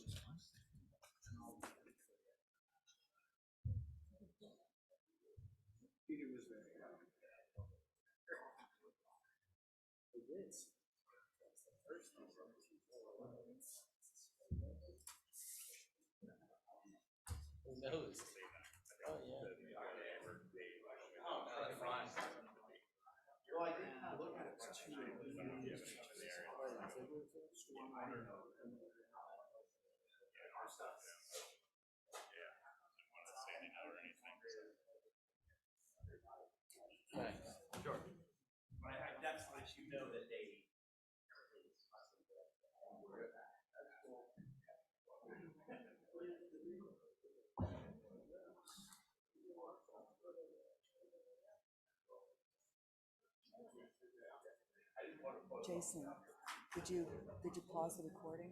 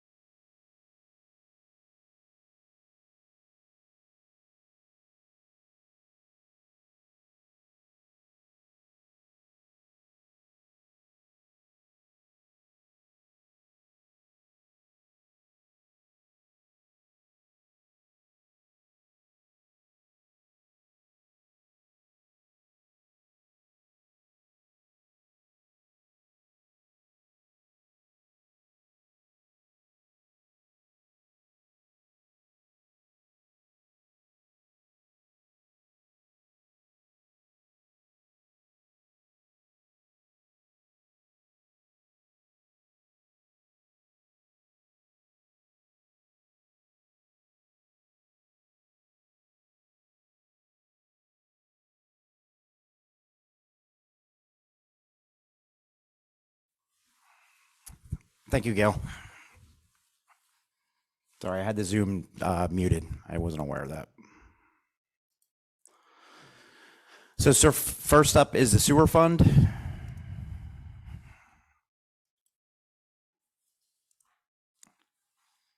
This is the sewer fund operating revenue. Shows the 2023 forecast and the 2024 budget. As you can tell, we're forecasting for this year $1.377 million. And next year's revenue budget, we're looking at 1.221. As the board's aware, I've been reporting it all year. This is because we included FEMA money and also insurance reimbursement from IDA, which is what accounted for the windfall that we're forecasting for the sewer fund this year.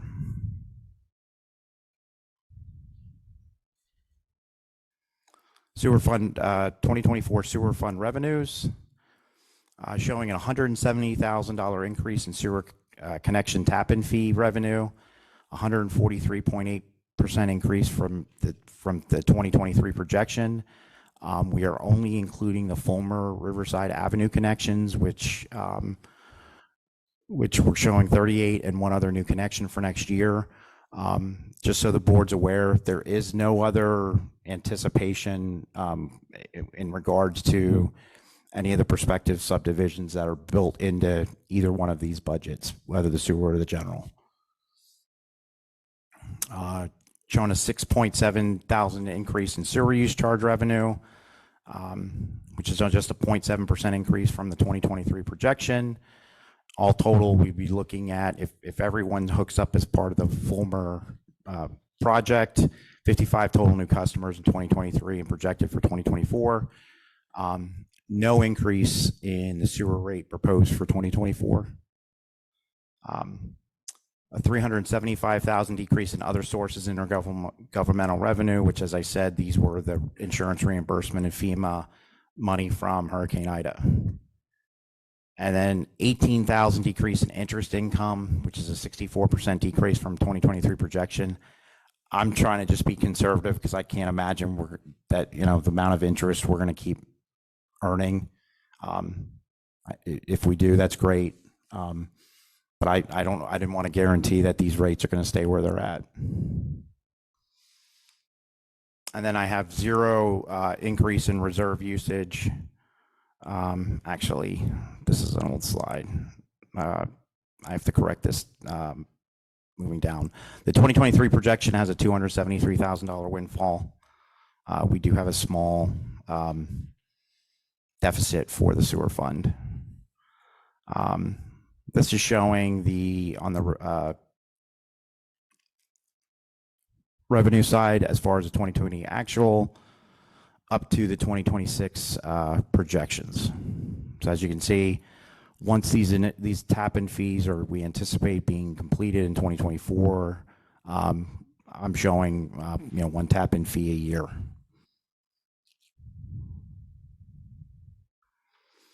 As far as the proposed 2024 sewer fund expenses, a 3.8% increase in overall labor, 6.8% of that is in health coverage, a 26.6% decrease in overall operation and maintenance costs. That's still including the 7% inflation rate, but it is, since we're looking to move to the capital improvement plan and completion of the sewer extension project. The proposed O&M does include a sewer line televised cleaning repair line item of $32,100, with the goal of trying to do 6,000 feet a year as far as televising our lines and as a form of preventive maintenance, which I believe we've done in the near past, but we haven't done in the last couple of years. So that would be one of the larger items that's new to this year's proposed budget. And then the general fund labor balance will be paid off at the end of 2023. So all, as far as proposed, be looking at $250,640 set aside dollars for the CIP capital improvement purchasing. This is showing the expense side. Once again, the 2022 actual through the 2026 projection, total expense showing at $1.224 million.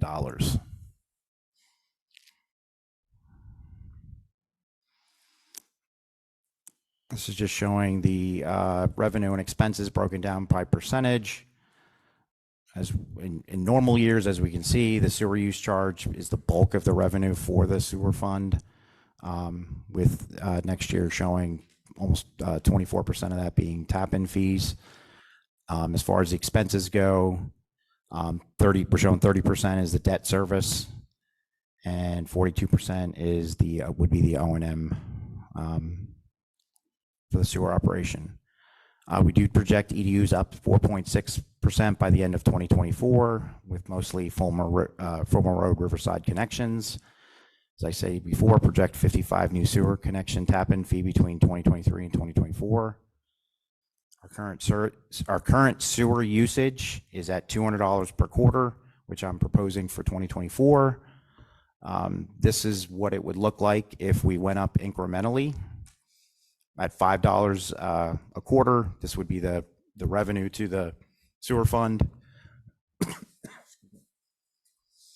$7.50 a quarter, $10 a quarter, $15 a quarter, and $25 a quarter. So at the most, or at $25, it'd be an increase in revenue of $114,000. Proposed net income for this year is actually negative $3,189, which would come out of the sewer reserve. Proposed net income plus capital reserve is $106,811. So that the public and the board is aware, or keep in mind, the capital reserve is an extension of the sewer fund.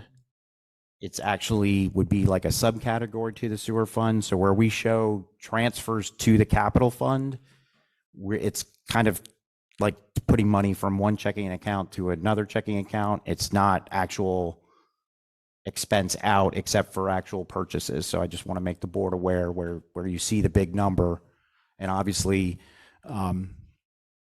with the capital purchase and the set aside money, that's actually what's correct. We would have had a windfall projected for this year without the capital improvement plan. Proposed cash balance at the end of the year would be $873,534. That's including both the sewer fund and the capital reserve. Any questions on the sewer fund?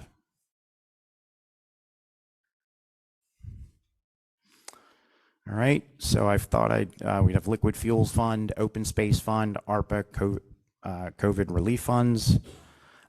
These are restricted funds that are not required to have budgets. The board has not budgeted the open space fund and ARPA COVID relief fund previously, but it's good business, I think, to budget these, and the board had expressed wanting to do that for the open space, and I think the ARPA was really just to try to get projects set up for the COVID ARPA money. So this is liquid fuels for 2020, proposed liquid fuels for 2024. As far as projects, would be to start Zieglerville Road base repair. That's planning to be a two-year project. The salt purchases for snow removal. Proposed oil and chip the following roads: Meng Road, Rose Lane, Cemetery Lane, Audrey Lane, Schwank Road, 2nd Avenue, 3rd Avenue, Fulmer Road, and Riverside Avenue. Oop, not Ola Gravel Pike, that should be Old Gravel Pike. The goal of the oil and chip program would be to try to do up to 5 miles a year, and that's what helps keep them in. It extends the life of our, what I would say, our non-major arteries. We would also have payment number 3 of the F550 dump truck that's paid out of liquid fuels. Any questions on the liquid fuels fund?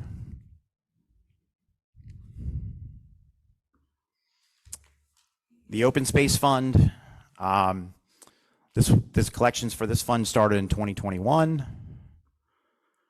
currently that we're budgeting for would be the 333 Salford Station Road, which was mentioned earlier in the meeting. And then 8 Sep Road, which was the 38 acres that was a contribution towards the ag preservation, which we expect to come out next year. And then an open space mailer that the Open Space Committee has been talking about. Ooh. So as you can see, their revenue, they are almost. Oops.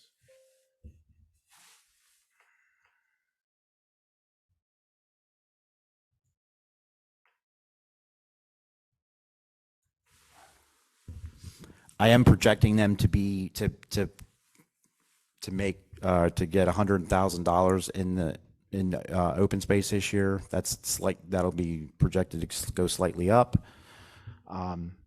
So as far as the proposed expenses, I kept in line with what I've experienced previously as far as the open space funds when it comes to those percentages. Obviously, the big percentages would actually be actual money going towards land preservation. Any questions on the open space fund?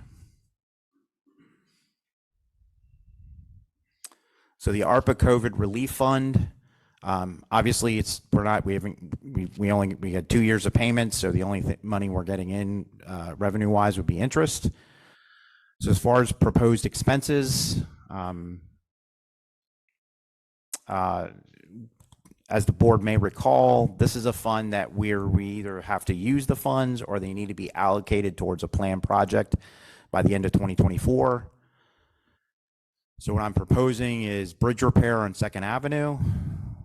As far as the stormwater projects, Alexander Drive Culvert, Mine Hill Inlet, Sep and Salford Station Road Inlet and Culverts, Zieglerville Road Project, Meadow Lane Culvert, and then the board had previously allocated just over $111,000 for the Spring Mount Sidewalk project that Carol had reported on earlier tonight.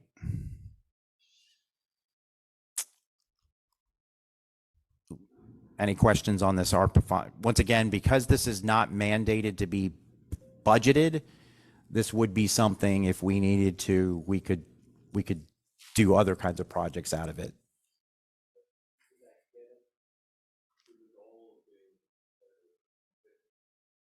We have to allocate it by the end of next year, right? Yes, sir. So those projects is more than enough there to. Yeah, at this point, these projects would zero out the ARPA fund, assuming we make the projected interest that I have in that fund. So it's hard to tell what we're going to have as far as, left over. But stormwater are the safe projects. Obviously, these are all projects that we would have in our capital improvement plan. But I'm proposing using the ARPA funds as a mechanism to try to offset our large cost numbers. That is proposed in the general fund capital reserve. Yeah, so I think we have to obligate the funds by the end of next year, and we have to spend the funds by the end of 26. I know that it has to be either spent or obligated. But thank you. I wasn't sure of the end year. That was something I was going to have to. It's obligated by the end of 24 and spent. So we don't have to do the projects next year, but we have to decide what we're going to spend it on. That's why I'm proposing that where it's a planned project that we can justify, because this is something we have to file yearly as far as where we spend. And I'm sure next year's will kind of say, what kind of project. I'll be curious to see what we have to do to prove that we've got those funds allocated properly. So Jason, just one other quick question. So when the list of culverts and inlets were identified, just out of curiosity, you know what kind of mechanism or how they were evaluated as to? So it's rough estimates, because we've not done the only project. Actually, we've and it's only been started. Engineering would be the Zieglerville. So realistically, till some of these are just simple replacement of culverts, so we're just kind of ballparking figures.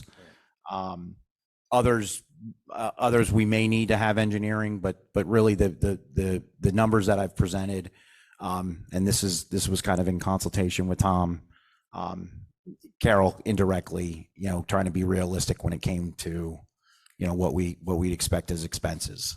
Obviously, if we whenever we can come in cheaper, that's the goal. So I think sometimes it just depends too, whether we're doing the work or we have to, use the equipment before it too.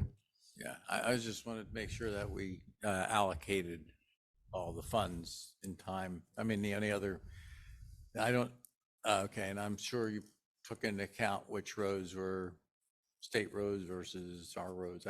Oh yeah, none of Is this is Hendricks a state road or? Hendricks is a state road. Okay, because. Hendricks Colonial. There's a culvert there that is questionable, but that's okay. If it's a state road, it's their. That's kind of like our SEP and Salford Station Road inlet culvert. It's one of our inlet issues is along Salford Station, so we're going to have to confer with PennDOT. As you guys, I'm sure, are aware by now, that's sometimes can be a mixed bag, but it is I think been refreshing because PennDOT's been very present in the township this year in different places in different areas, and so it does seem to some of the different projects that I think we didn't even know that were on the book, so to speak, seem to be happening. So I think that's all good. I know Salford Station was in very poor shape, and I think part of that is probably the way the water is getting managed and stuff, and that's why this SEP Road one was something that the township had done years ago that the culverts deteriorated, and now the water's not going where we want it to go. So Okay, thanks. I just want to make sure we allocate, and also keep in mind, project where you got to make sure you spend all the money. also keep in mind, any of these projects, just because the board approves them in the budget, that doesn't mean that the board won't see them for approval. I'm not willing to fall on the sword for a $20,000 project. So while we're budgeting it, that doesn't change just because we're planning differently and get it on the book. So that doesn't change whether we're purchasing equipment or proposing doing road repair or culvert work. All right, now to the general fund. Okay, so this is the general fund operating revenue showing the 2023 forecast, the proposed 2024 budget. So as you can see by the bottom, at the bottom, we're forecasting $2.4 million for this year. Next year's proposal has at 3.072 million. As you can see, there's a big number on the reserves. That's what's balancing. That's what would be balancing the budget.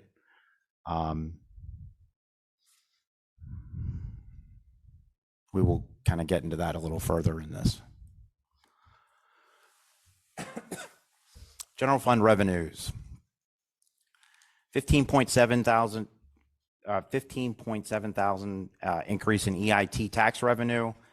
This would be a 1.6% increase from 2023 projection. In all the forecasting I'm doing, it's showing EIT up. We've seen that growth.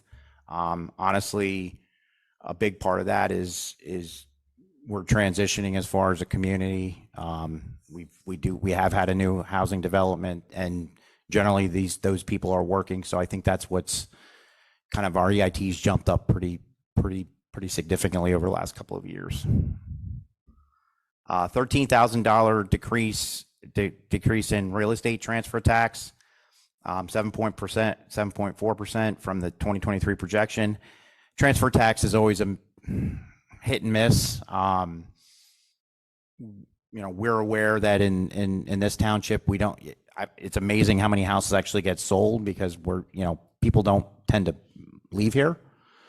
So, and I only know that firsthand when we were looking for a house, which is why I built a house. But our transfer taxes remain strong. I tried to be a little conservative as far as this projection, but this is where, once again, the forecasts kind of tell me this is where the numbers should be, and that's what I'm using for the projection.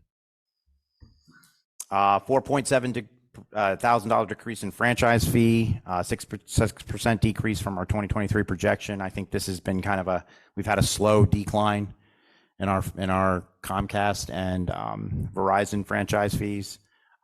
Really, I think as people find alternatives, since the cost of cable it's not cheap.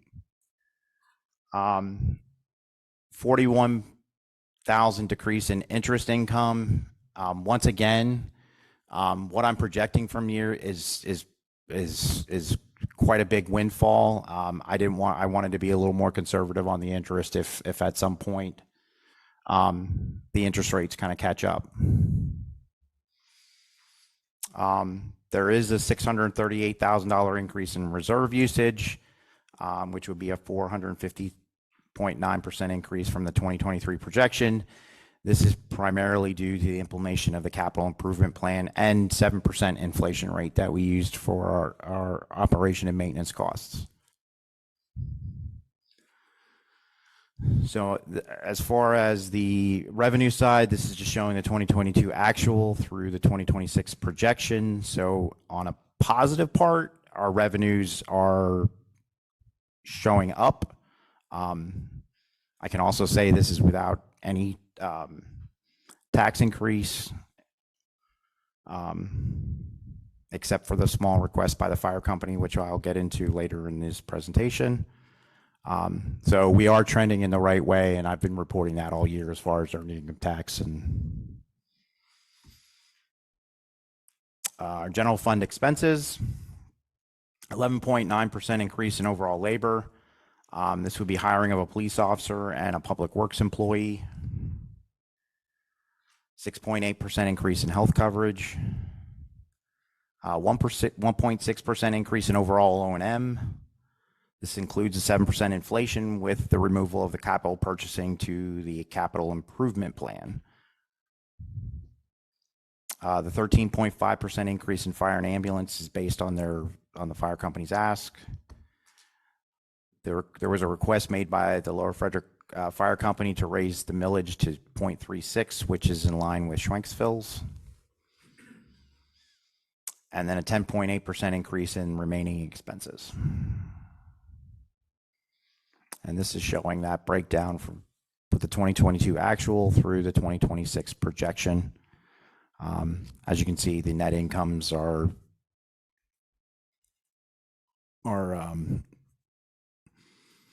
big numbers.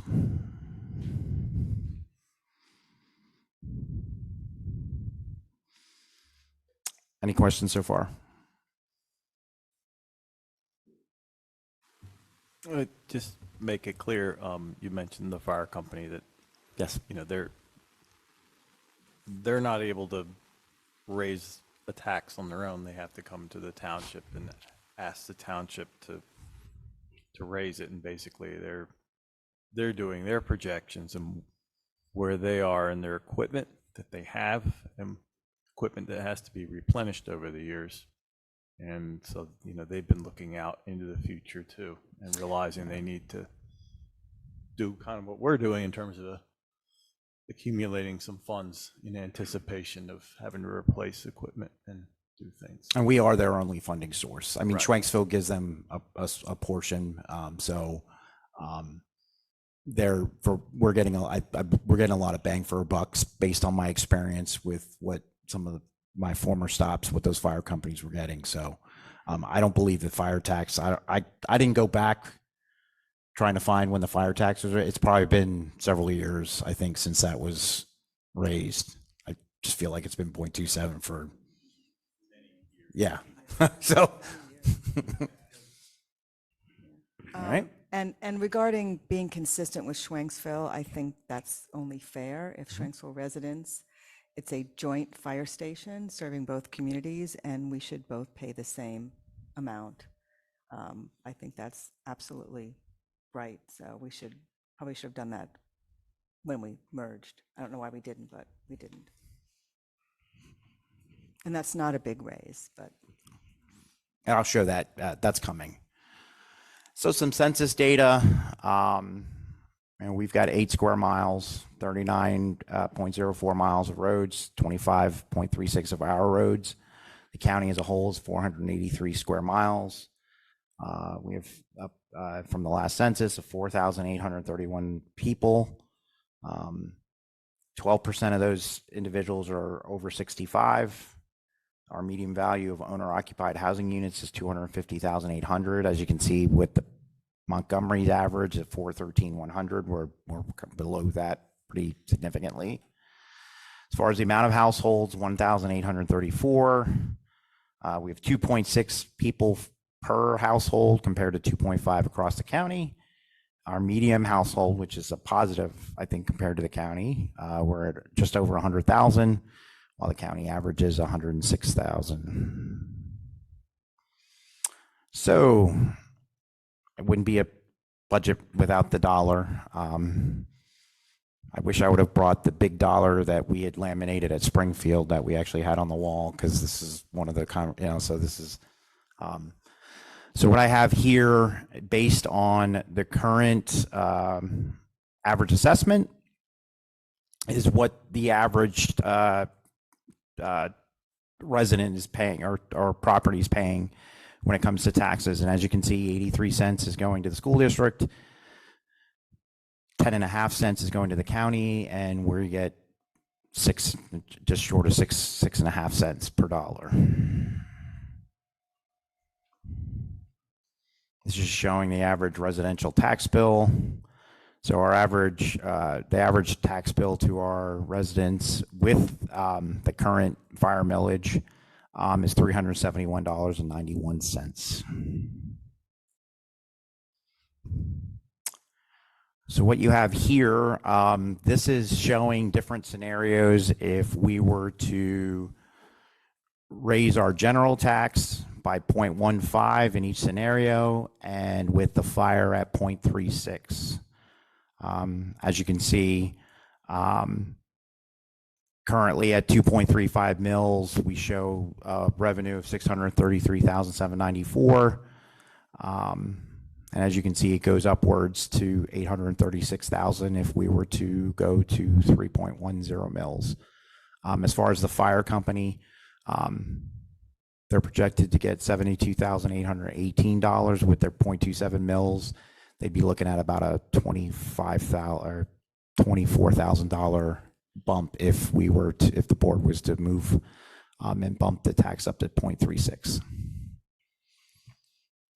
Sorry, Jason, so just so I understand how this chart works, so in scenario 1, Oh, actually, scenario 5, I think my total number is obviously wrong. all right, well, let's look at scenario 1. So this is assuming, so the amount of $674,249.30, that would be the total? That'd be total for the township. That's not. So yeah. what is the increased amount? So the increase amount to the, are you talking about to the property owner? No. So right now, we're at 630. Oh, it's a 0.15 mils. No, but in dollars. Oh, in dollars, What's the you're dollar? looking, That's what I'm missing. you're looking at like $41,000. Okay, so that would be helpful, I think, to understand. And then I guess the second one's going to be about 80,000 more to the budget, and the third one would be about $120,000 more for the budget, and the fourth one would be about $162,000 more to the budget, and the last one would be $203,000 more to the budget. So that would be, I think, just my 2 cents, I think would be more visual to understand what the actual increase in revenue would be. I was trying to implement with what it impact on the homeowner, and but I would agree. I didn't. And what would then be so what would the average increase in tax be to one homeowner then? So if with a 0.15, it would bump up to $404 per parcel. Okay, so at the And then you can beginning, see all in right. the scenarios, it bumps up about $20 per 0.15 mils to the average property. And where are we starting from? We're starting from 2.35 mils over here. No, but what are we starting from? Scenario 1 is 404. What are we starting from? Per parcel? Before the. Oh, 371. Where's that? 371.91 on the bottom. Okay, 371, okay. I'm trying. Okay. I promise you I had that math right on that bottom one, but So we're talking with scenario one, approximately another $30 a year, scenario two, another $50 a year. So I think that's, and then, yep. okay. Okay.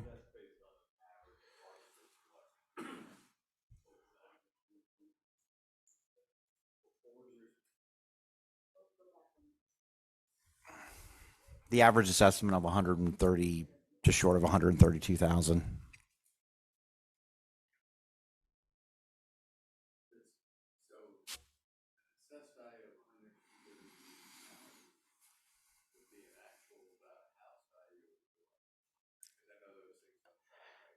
No, it's all based on the last time the county actually did an assessment, and they have some type of wonky formula. So I don't even want to dive into that. They'll sometimes do a true up, which to try to get that number closer to what it's supposed to be. But yeah, your assessment number is very rarely. It's not. Doesn't mean well that's what you can get on the street.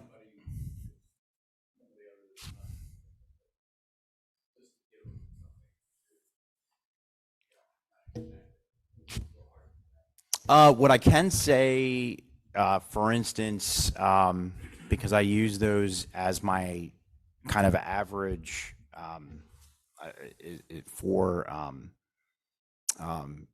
the couple of houses per year showing, like Snoopy Lane, those averages were like 166,000 assessment roughly, and well, they were. I know they were reselling for over 600,000. That's kind of the market that, which I would think is also why it's hard to as far as the transfer tax and stuff, because I think pricing is still. Mm-hmm. All right. So kind of recap, overall revenue is projected to rise 0.7%. Lower Frederick Fire Company has asked for a fire tax to be raised to 0.36 mils. The hiring of a police officer and public works employee. The impact of the capital improvement plan. The cash balance as of 12/31/2024, the general fund with the proposed budget, if nothing was changed, is $1.09 million. The infamous fire hydrant tax, which is a restricted fund, it is showing part of the general fund. What I can tell you on this, I found our codification paperwork. I found the big blue book that Lorraine had directed us to. I can't find where we ever adopted this fire hydrant tax. At least it wasn't done by an ordinance. So it is in the second class township code. And we would have the ability to use it towards maintenance, and but this is one of those things I think I'm going to need to circle back with Peter, and I think you guys did something similar to like the planning commission when the ordinance wasn't able to be located, where we get a current document, because as the board may recall, the fire hydrant tax is growing faster than the cost, and right now the only thing what that's covering is the fire hydrants. We do know we need to add some properties to that. So I think it's kind of, it's kind of time to get that up. But like I said, I have been unable to locate that as an ordinance, which it seems like most municipalities do. So, and our resolutions, I haven't been able to find before 2003 or 4. So I'm assuming we must have done it by a resolution, because that would be the only other way. It didn't just pop out of nowhere. So I just want to let the board know I have looked.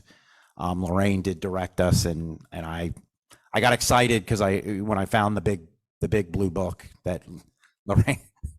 So and then like I said, I did find the codification, which would have had every ordinance that we had prior to codification, and it was nowhere to be found on the list. So my excitement didn't last. So, What is the stormwater fund? so the stormwater fund, I asked Carol about this. So this was a fee that was imposed on property owners, I believe, around the early 2000s. This was a fund that was to be used for stormwater basin inspections, different things. The board did away with the fee. We've been carrying this stormwater fund for like 20 years. So it is in its own fund, but it's just been kind of hanging out there. So when I say, something, I just think we're going to need, the board should make a decision what we want to do with that money. What I could say, Springfield had something similar to that. They ended up refunding the residents. I know we had a little better tracking of who had made those deposits. So, but I just wanted to throw out there that this stormwater fund is out there, and it's not really doing anything for us. So that would be one of the upcoming year, what I consider a kind of upcoming year kind of projects, kind of cleaning up our financials. I have talked to Terry about this. We need to get our escrows out of our general fund. That is something that I can say over the years has been showing up on our P&L for the general fund. And in all honestly, those are not our bills. We don't show the revenue. It's just, so that's going to be part of the kind of the cleanup of our accounting. And that was also confirmed when we had our kind of audit closing. So there's going to be some things as far as, next year. So that's been part of the learning process I've had this year of, I know we have a tree conservation fund and things like that. So there's some things that what's that? Yeah. Yep. Yeah. And So we do know we do have a number that's in each of those funds, right? Okay. That's all. Okay. Oh, actually, hold on. I understand. There's a slide I need to get rid of. Questions? All right. Any questions? Yeah, we know what's in those funds, right? So I know we're going to be getting tapping fees in for the sewer extension project, but we're not going to get any of them in this year? I'm anticipating, knock on wood, if the weather holds out, from what I'm understanding, once Dolly needs to hook up, we have a handful of residents or homes on Riverside. Right. Once they get hooked up, the pump station's working.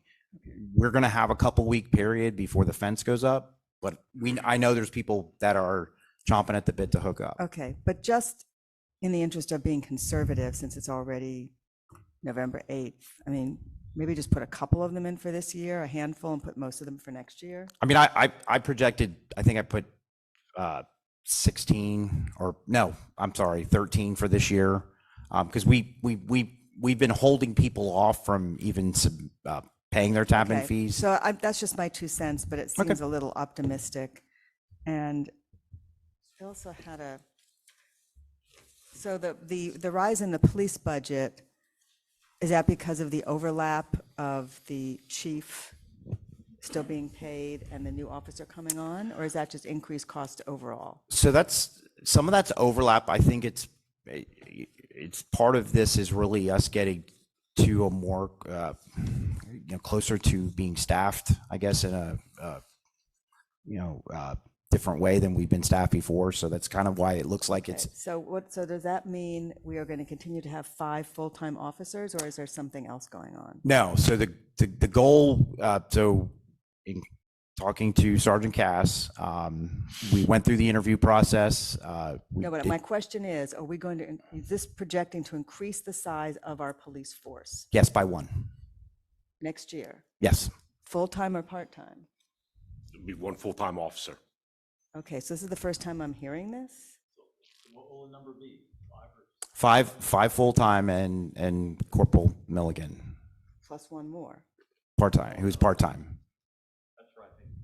That's the confusion. So we are currently, our complement is 5 full-time officers, so next year it No, was our complement, well, we're, plus part-time person. we're paying for 5 full-time. We actually have, No, I understand that, but we have 4 next- full-time right now. I understand that. But, so next year, the idea is to have 5 full-time officers and Corporal Milliken part-time. That is correct. Okay, now I'm clear. This was the interview, this was that the board had blessed this year. We were hopeful to have an officer. No, I understand. Okay. I'm good. I was just, the numbers were, okay, all right. Can we, so it's getting late, can we go through, stick with one of the plans and then go through that? And I have a suggestion. Are you done with the presentation? Yes. Sorry. So I suggest we start with open space and then liquid fuels, because I don't believe there should be too many comments. No. Okay. Open space. It all looks, it's tracking. So open space, I don't think should show conservation purchases every year because we just don't know. I mean, on the out years. We only know 2024. We have no idea about 25 or 26. So we're not issuing anything for 25 or 6. It's just Well, trending. It's here, but I guess I'm trying to understand, are we looking at the purple column to get through what can we? Yeah, I'm okay with the advertise? purple column. I'm just Okay. don't understand 25 and 20. I would just leave those. Yeah, I'm just trying to get through what we have to get through Yeah. before Okay. 11 o'clock. I mean, we have in the 2 that we know of in here and some professional services. And the only thing we're approving is 2024. So in some way, those other columns are irrelevant for this Agreed. exercise. Quite frankly, the other columns are always, we're, Okay. but once again, this is a fund, you're not mandated to budget. Okay. So we're good. Okay. You good? I'm good if you guys are. Okay. Liquid fuel. Can we have our discussion first, Bob? Yeah, can we share the thing up on the screen for the people on Zoom, or is it already being done, or? I don't have that on that computer. Okay, never mind. Which one do you want to do next? Liquid Yeah, fuels or liquid fuels should be the easiest. So with liquid fuels, as you can see, we split the Zieglerville Road. That's the bulk of the road construction. And then the 200,000 per year for oil and chip, that's just a number that we're aiming for. Obviously, there's going to be years that prices will be lower. We can get more miles, and there could be some years where it may not. But also, as you can see, where it's ending in 2026, with the current costs. But once again, this is another fund. We don't have to budget. This is part of the good practice, and it's also help alleviating the general fund. Okay. I have no comments on that one. Because honestly, the liquid fuels tax, who knows? That is such a hit and miss year to year revenue wise too. We might get lucky and they do a true up like they did a couple of years ago where they bumped it up because they realized a lot of bridges and roads were in disrepair in the state. So, all right. So you guys good with the liquid fuels? Yep. Let's go to Go to ARPA. relief. ARPA next. Yep. The only comment I have on ARPA is we're projecting a $20,000 interest. I think that's based off of the original balance of 500,000, just under, So you want me to bump that? at a 4%. So Okay. assuming we have 4% the whole year, which we will not, would be 14,000. So I would bring Bump that it down down. to 10,000. Okay. And then it reduces, you have to then reduce some of the projects Yep. by that 10,000.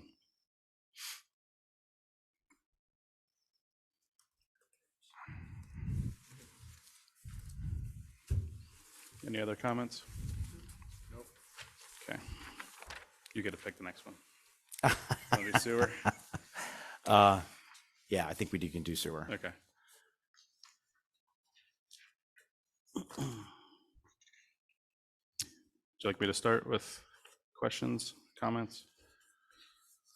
Okay, so the overall costs, do you feel that inflation's figured in? So the way you see on the top, I've got inflation for 2024 through 2026. So the manager proposed is obviously, well, sans the labor, but the O&M costs, you have manager proposed and then you have the draft. So the draft includes the 7%. Okay, So that's why I had that column in the middle. If you don't necessarily want to take every line item out, so in sewer, we're, okay. and I those got you. projections were, so for instance, I think it was like sledge hauling, we were down, we've been up, then down, but those projections for this year were based on the 5-year history and kind of what the average of what we normally might do in the 3 months, and just being realistic. So, as you can see, some of the numbers from the projected, sometimes I match what we budgeted for 2023, like supply chemicals. That's something that's gone up pretty significantly. So I use the projected number. And then there's other times where I might use the, what we budgeted for this year, just because it makes sense. Okay. Line item 429314 is engineering. Yep. So last year we're projected to use just under $30,000, $28,000. Was some of that related to the project, or was it all just engineering straight? This is all straight engineering. Not project though. Not project. Okay, so I'm okay. You don't have to explain it. I'm okay with it. Insurance and bonding, that went up a ton. So the insurance and bonding, this was a whammy. This had to do, I think, with the actuaries finally catching up with the FEMA damages, which is why that steep incline. I've never seen insurance jump up that much. Obviously, with the sewer plant, because we need flood insurance, that's actually why we were able to get as much fixed as we did. So that was based solely off of what Divot gave to us, provided for us for our 2024 premium. Okay. But yeah, it's really adding the flood insurance, which jumped up exponentially. Okay. And then last item is wastewater treatment plant. It just fluctuates over the years. I assume it's because of insurance money. So that I believe that 2022 actual, that was repairs. So this year we had the big basin cleaning. That's why I put it in the capital improvement plan. And then that's 63. That's why I use that number that you guys budgeted last year, because I think that's kind of realistic. That's more in line with, I think, in normal operations. Okay.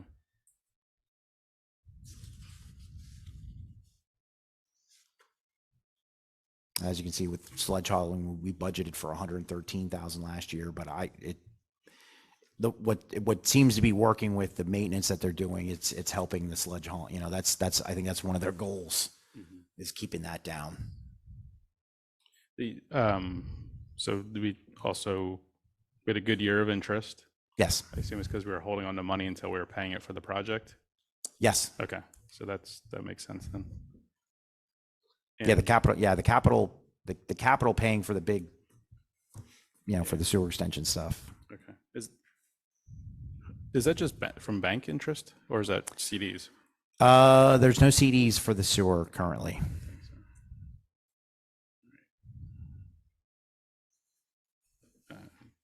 I mean, but that's why I bumped it back to, I thought it's tough budgeting that much. That's why I bumped that back down to 15 instead of what I'm projecting at 28. Do you think the fund will stay in the 600,000 range on average?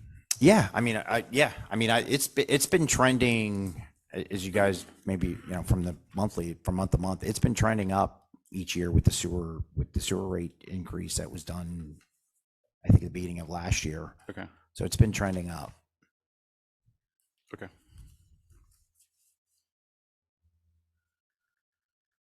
I don't have any more questions on sewer.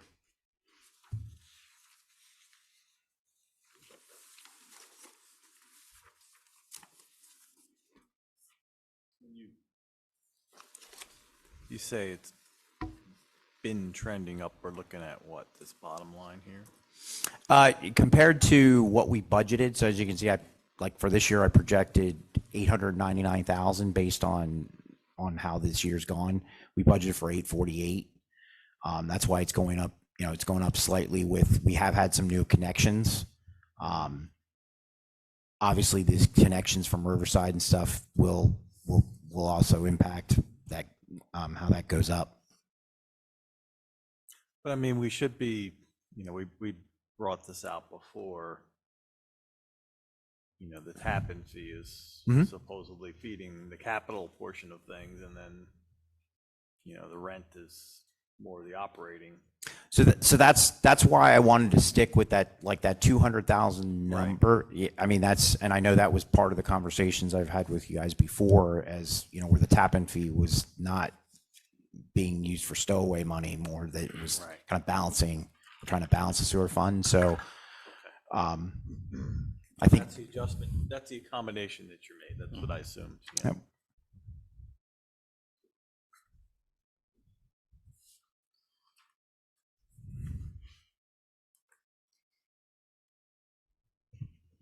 We moving to the general fund? Is that a yes? Sure, yeah, sure. Okay. I was gonna So- take a break. Yeah. so. I guess as far as the columns, is the board okay with me using the 7%, the purple column essentially, which would be this with the 7% inflation? That's what I've been looking at. Yeah. So you just want me to do that across the board then for the actual? Yes. Okay, I just want to be sure. I do. So I've got a question on the first, I guess this is page 1 of the general fund. Wait, we're still in the sewer fund, Marla. Oh, I thought we finished sewer. Oh, so did I actually. Sorry. I just want to be sure before we. Yeah. Okay. All right. The question that, or what Terry said, the 7%, that was in relation to sewer fund or the general fund? I've got 7% for both, actually. I assumed so, Yep. but I think I don't know what he was talking about. Were you talking about the sewer fund? Yes, everything. Okay. Everything. Everything's. I want to make sure. Yeah. So I've got a question on the front page of the general fund, the line that says permits. Okay, hold on. It goes up 100% between 2023 and 2024. Oops. Is that, and it stays there, stays high. What is that from? It goes from 50,994 for 2023, and it's 102,489 for 2024. That's double. Let's see here. So for permits.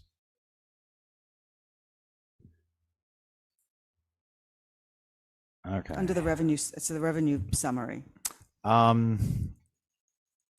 That's a good I think that needs to be Think it's a a mistake? readjustment.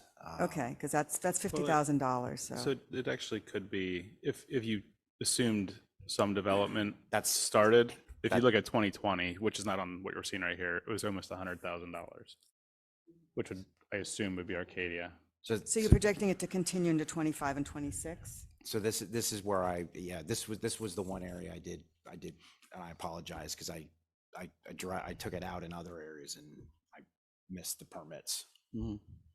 So is this supposed to be like that?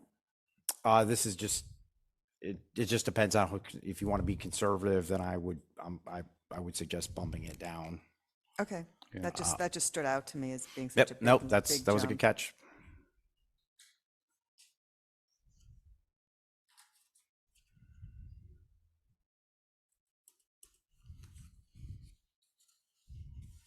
Okay. What do you think is a good number on that? I'd say 65.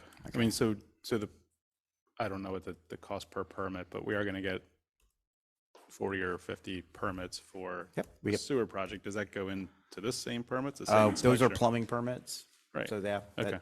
we will get those. Yeah. A few lines up is from that is interest. It's another one where I know you went So conservative. this does have CDs and stuff in it. I said, I know I went probably maybe over conservative, but Yeah. this one I certainly leave to you if you want to. Yeah, I'd definitely raise that, and then you have a homework assignment to get our money into better interest rates. Well, okay, yeah, and I have talked to him again, and I know, I think you talked about looking at Pliget and stuff also, because that's The 30,000. I mean, with Yeah. 900,000 in CDs currently at horrible rates, that can be adjusted, and then another 1.3. I don't know what the percentage that they recommend we have in CDs, but they're not that high of a risk. So realistically, it's not. I don't think it's so much a percent. It's as long as we, we obviously are trying to, if we think we need the cash, but that's really what it comes down to. And I do know, we talked about this before, we've got some way out CDs that we want to, I would usually try not to do them year over year. Yep. More like a year at a time. So, Sure. What do you think's a good number for now then, you think, instead of the 30?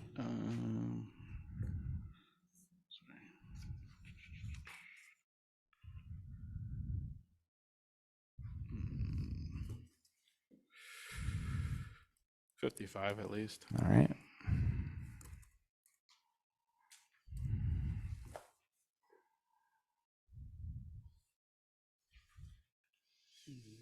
Just kidding. 45 at least. 45? Yeah, 45. I mean, that's assuming you have just about a million, 1.2 and a 4% all year long, which is doable. Okay. Yeah, because honestly, that 90 is not going to change. We have the ability to keep it keep it out there.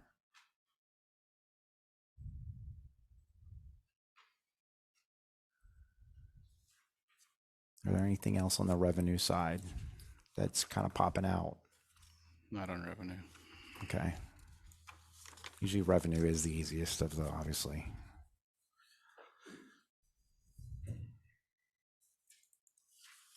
So just for the board's edification, when you see 4% raises, I've always used that as a benchmark for the non-uniform. Obviously, collective bargain, that's a set percent. That's not an expectation. That just allows the board to a bit, because we usually when the salary decisions are made, the board the budget's already been approved and out for adoption. And I know I had a situation one year where the board bumped everybody down to 2% and then raised the health insurance rate. And I think she got like the employee got an 8-cent raise, and they were even. So I use 4% is my standard. So that's why you see that across I just want to note that it's not an expectation, but no, it's one of the few areas where I can say you can maybe have, I'll call it just fluff. I try to keep things lean and mean and realistic. I don't try to, overshoot, but. And it looks like there's budgeted for an additional public works person. So that is one of the things that I've kind of, over my time, understanding the commitment we have to the sewer plant. While we don't have, we do know we've got one of our guys is maybe inching closer to retirement, but we're still sometimes hamstrung trying to do road projects because it's difficult to do it with 3 guys. You generally need 2 guys flagging. So just to summarize, this is assuming an additional hire for the road crew going from 3 to 4. No, this is actually going 4 to 5. Going from 4 to 5. But as you know, we've got a half a person half a day commitment at least to the sewer plant on a daily basis. Okay, because I remember when we went to 4, and that was the ask that was sufficient to do the work. So what is not happening now that we need to add a 5th person? I can say as the manager, I'm still finding they struggle sometimes doing road stuff. And it really does come down to, if they've got a simple, now if they're working on Meadow Lane, it's not an issue. You don't need 2 flaggers. But if they have a situation where you need 2 flaggers, a guy on the equipment, and a guy in the hole, what's difficult to plan for that right now is you've got one of them has to be at the plant half a day going through their tests and what they need to do. So But, I mean, would a part-time person suffice for that? I mean, we're talking another person and health insurance and pension and all the other you things can that go you can with look it. at a part-time person. It's just one of those things that's become more and more Right. difficult to find. Or maybe hire someone for flagging when we need them. I mean, if it's, I'm just trying to understand if there's enough work for another full-time person. I think with the amount of mowing, I think we know we're going to be getting more open spaces coming. As you know, at some point, or Katie, so, So that a yes? that's a yes. Okay, because I know sometimes in the summer, we would just hire someone to do the mowing. I talked to Tommy about that because I know that's been in the budget, and I think he's kind of not tried the last couple of years. So we'll certainly try it. Sometimes you get lucky, you got some local people that are willing to do the Okay. work.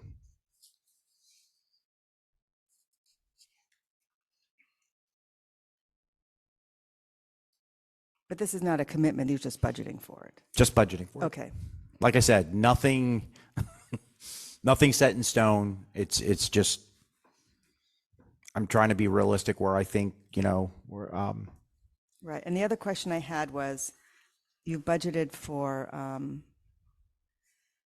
where's the money for the capital reserve? Oh, over $400,000 to go to the capital reserve. I mean, what would happen if we just did 250 or what's that number? So that's all an option. So,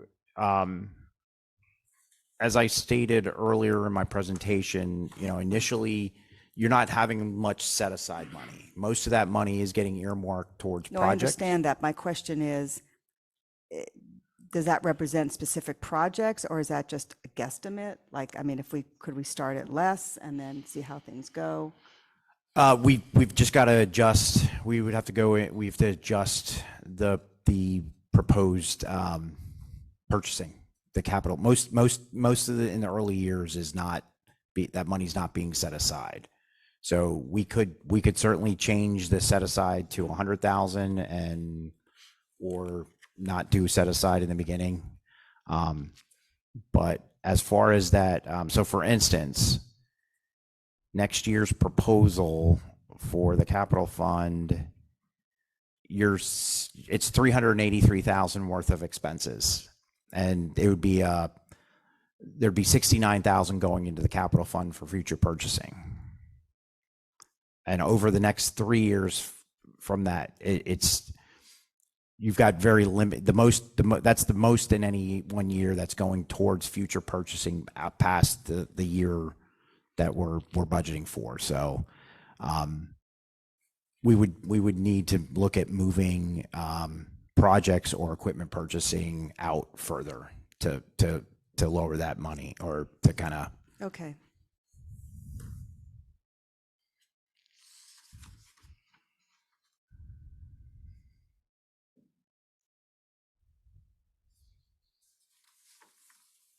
Sorry, I just had one more question. The tax collection has been pretty consistent, and there's a pretty big jump to 2024. Is that like a 20% jump? And then you have it going down in 2025, so I'm just a little confused there. So It's under total revenue, it's the tax collection line. So that's related to EIT. Oh, okay. I know what's going on, and I apologize for this. So the 2024 number has the 7% inflation. The 2025 does not have that, so that's why it goes down, Marla. That's just taking the percent. So this is one of those situations where purple should be green, because it's a direct percent of what's collected for EIT. Okay.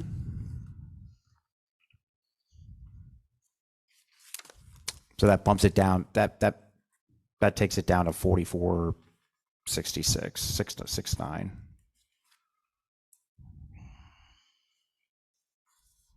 Yeah, FICA was kind of the same. Oh, Jesus.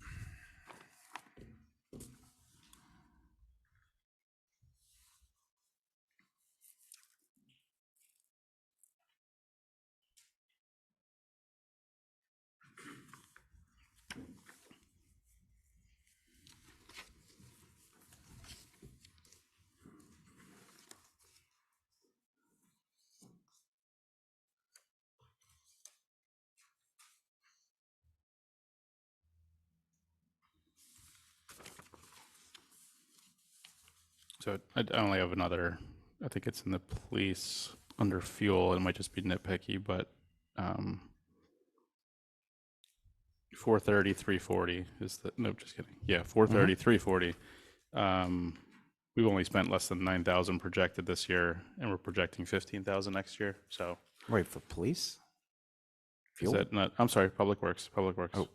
So it's, I mean, I get it's fuel. They either they use it or they don't, but it just seems like, So this is one of those where I went to this past year's budget, and that was based on, we didn't have the snowstorms. yeah, okay. That's And That's so fine. this is one of those, yeah. Yep.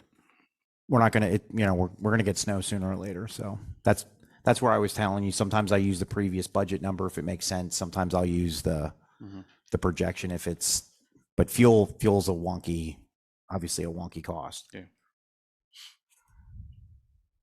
I mean, overall, just looking at it, obviously health insurance has gone up drastically across everywhere where we offer it. And other insurance too. That was the sewer fund, but still insurance just in general. No, our liability, that- like I said, I think there was some IDA catch up because it was all of a sudden it was BAM. And Okay. yeah, I think well, it just seemed like, if this year over year was, I don't recall in my 12 years doing it that I've seen it jump that dramatically. Okay. I've been reading about it in any flood-prone area or hurricane area. The rates are going up. Yeah, our flood insurance went up 15,000, I think.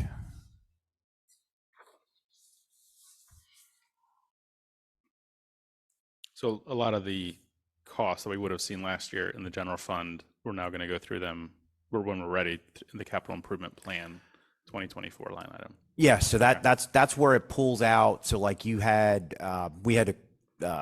equipment purchasing. So like there was 73,000 in there for capital purchasing, and I think we used 15 this year, and then there was another 20,000 for expenditure. So now that's why those are zeroed out in the general fund. Yeah, that gets moved over. So that's where you're trading some of what you guys would have normally had as costs. It's just like the police vehicle. So it's taking it.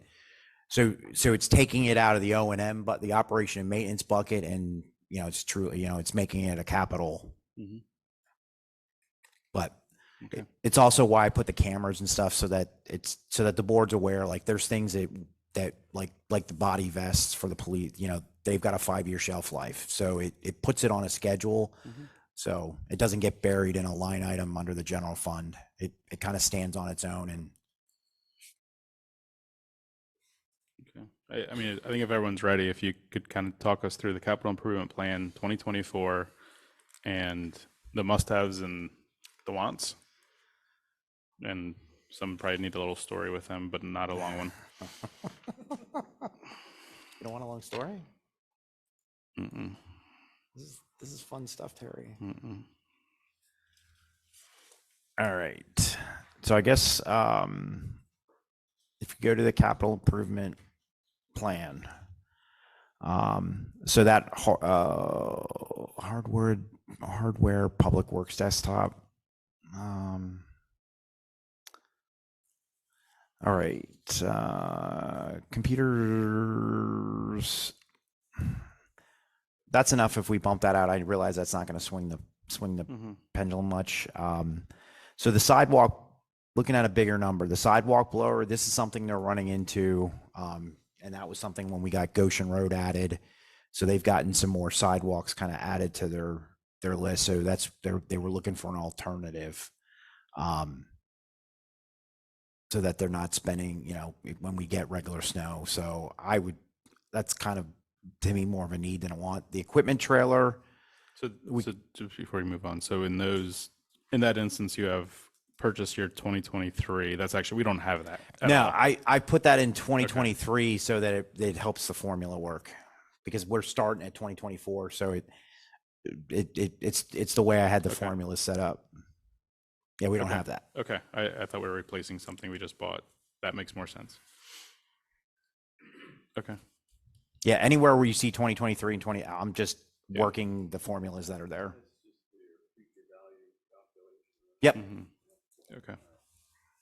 Keep in mind, this is just a lowly spreadsheet, sir. Okay. Equipment trailer. So, that would be something, this is a larger trailer to accommodate, is it the roller? So this is one of those things where they've been doing without.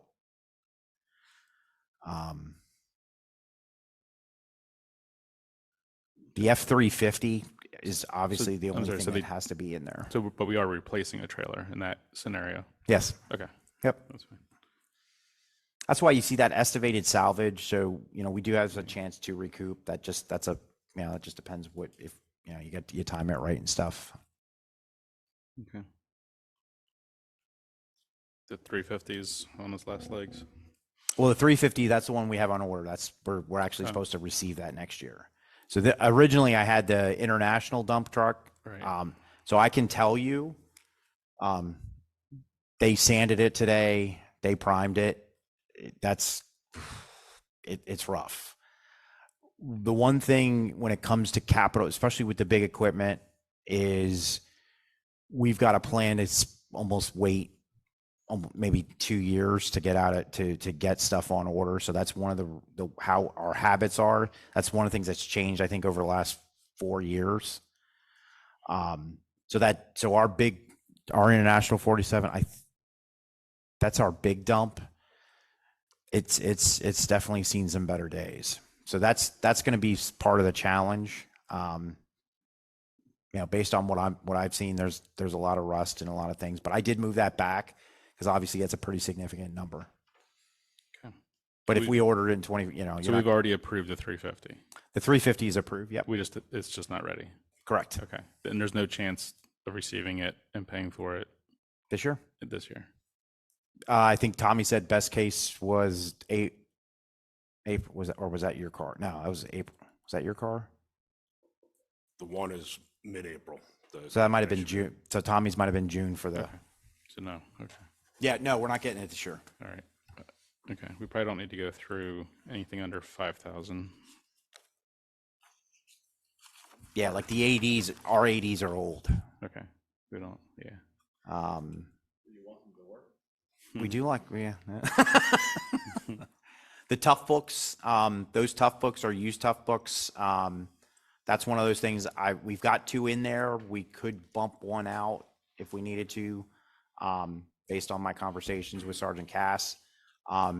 We've had regular laptops in the cars, and they can't withstand the wear and tear being in the vehicle. So these tough books, I think, would you say brand new? They're like Brand new, they're about $4,500. so, but that would be one thing. Once again, it's like $5,000, but we Okay. could probably bump one of those out. We've already approved the car. Let's Yep. move down to building. So the locker room. So the locker room, we've been making do. This would be one of those things we certainly we have to accommodate female officers sooner than later. Right now, Officer Lauer's locker room is in the emergency management room.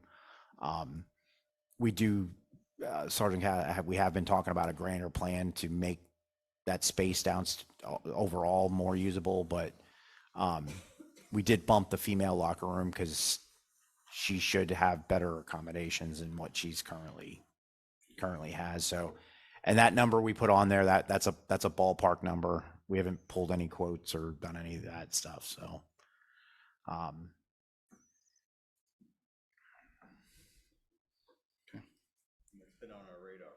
yeah, I would imagine. Because I know we've had female officers previously, and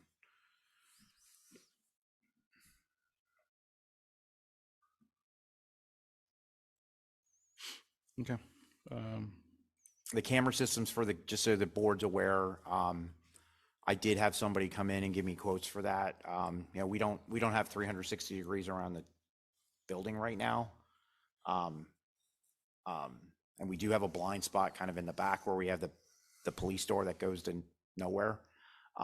It's also in talking because we've had a couple of issues already with the new pump station as far as people with trash and stuff, that we probably should have some kind of camera systems at our other remote properties, just in case. I think we all know about the front door. I don't know what a door assembly costs. That's why I put it at that number. That's going to be, but we all recognize that the front door, and I will say I have had complaints on that. It is difficult for some people to open. And the door locking mechanism, we're looking at a key fob type of situation, get away from the keys. That is something I conferred with the police department and stuff. So that's kind of those numbers. Some of those, the camera system stuff's coming from quotes I actually pulled. We need to do some more homework. I talked to Tommy about the front door assembly, and it's like, we got to figure out who can do something like that. And that's replacing everything, the door. That's a lot of Yeah, money. yeah. The way the door is now, I wouldn't want to put the door lock on a door that, I mean, sooner or later the door is just gonna.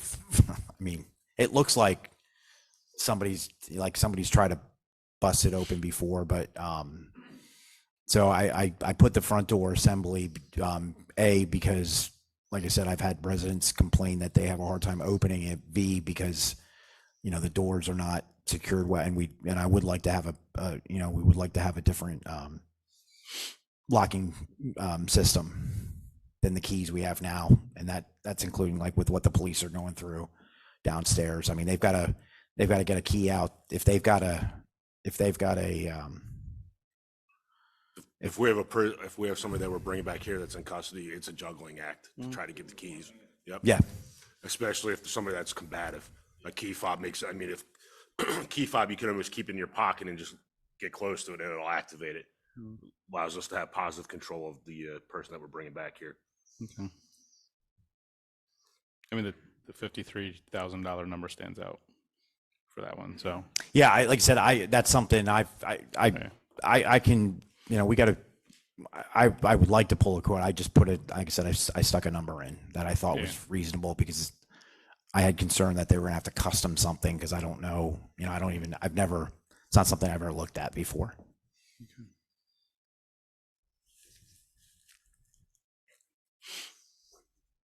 But if you want to move that out and, we can get some more information. Yeah, I mean, I feel like if we move that out but focus on the lock system. Yep. I understand not putting a new lock on an old door, but that might actually fix the old door. So 53,000 moved out would make me feel a little better. And if gets it out of if the door blows over tomorrow, then we'll deal with that. Okay. Something. Yeah. What I will also say with the capital, and we did this at Springfield, having cash in that bucket does allow for you to, if something does break or we bought a $30,000 road tractor that a neighboring township was selling, and we had the cash to, because that's one of the nice things too, creating that capital improvement plan also, where you're not trying to find a way. Like this year, we were trying to find ways out of the general fund to pay for the police car and stuff, because you just don't tend to have a lot of wiggly room. So we have 2 line items for camera system for PW for Public Works building. Yes. Which 2 buildings is that? They're both at 5,356. The very bottom line. I apologize. Okay. That got in there twice. All right, let's get rid of that. I had to move stuff around because I had it under Public Works and then with the buildings category. And then the generator upgrade, is that adding more outlets? No, so the generator upgrade, so one of the things we found out last December, besides the fact no one knew how to start the generator, is the generator does not automatically come on. And when you lose power, and so one of the things, considering we have ambulance and police, I think it would be more beneficial that we set up our generator so that it automatically comes on if we lose power.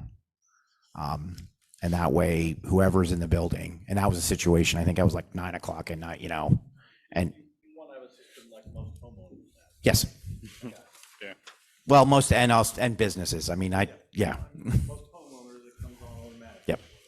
So the next item, the roof replacement, I mean, we're talking That seems awfully high. It's not that big a roof. 150,000. Building roof, it says building roof repair. What do we need to repair for 150,000? Well, I've got that out to 2029, but But that's another thing until we get quotes. But realistically, I wanted to get, I put a number down, but that's hitting us in Okay. the Okay. the all future. right. That's not.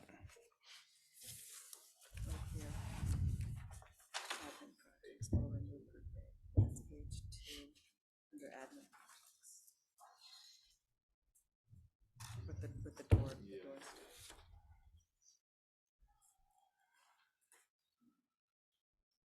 I mean, it sounds like what we need to do, I mean, this is just a wish list, but we need to actually look at all these projects, and like Terry is trying to get at is just prioritize what we want to do. What can wait? This looks like a wish list of everything. I won't say much. it's not all wish list. Okay. My opinion would be a little different on that. I mean, just to follow up on what Marla said about the roof, maybe, and maybe this has happened already, you bring somebody out who looks at it and evaluates. Oh yeah, I mean Right. that's the thing. Once it's in the plan, that's part of kind of the process. Is that we can nail down some of these numbers. The challenge I had was getting it on paper Right. and trying to not miss stuff, so that way you guys had the board had a true. So there's a placeholder for it. Correct. I get it. Yeah, All that's right. really all, and once again, that's kind of out in the future. So like, getting this down, I recognize we need to shore up some of these things because I don't know, who knows? Quick question on the generator. Didn't Mark do something didn't we just do something to upgrade the generator? We did, but it got a doesn't, new generator. it doesn't turn on automatically. It doesn't turn on That's what it automatically, doesn't so would it be possible, assuming it's a generator that can power most of the building, there should be some way that we modify it to turn on automatically. Well, it's so that you got, System modification. yeah, you've got upgrade, and then you've got the generator that would be out into the future. So it's on there twice. The upgrade would be the project. The generator I've got out for 20 years, just because that's, kind of the, yep. So we have a generator and a. Yes. Yep.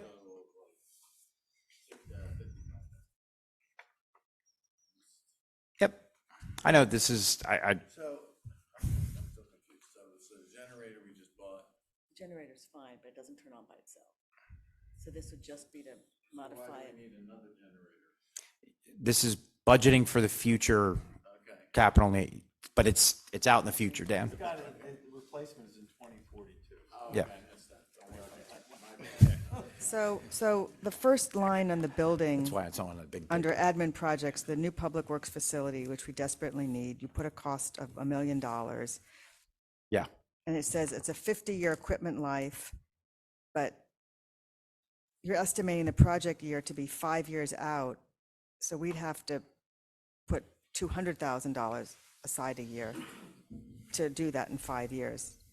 We don't have 50 years because it's not 50 years to 2029.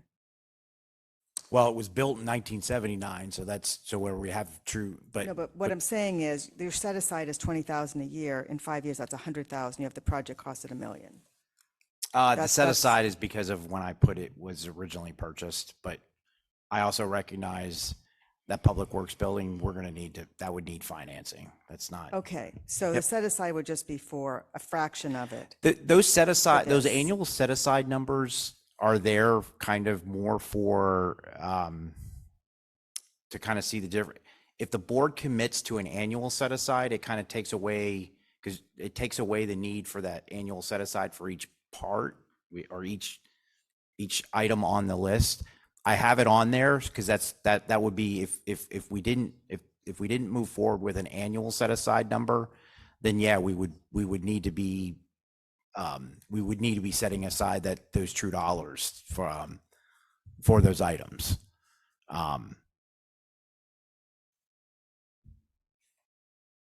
Because a lot of times the actual the set aside number for all of the equipment stuff generally would be more than the $200,000 that I'm proposing as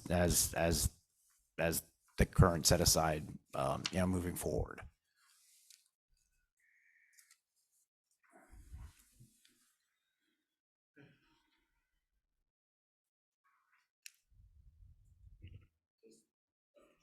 I'm just going to say, are there any more questions on the, whatever we're on, the capital, what are we on? Capital improvement plan? Just I know it's out a ways, 2029.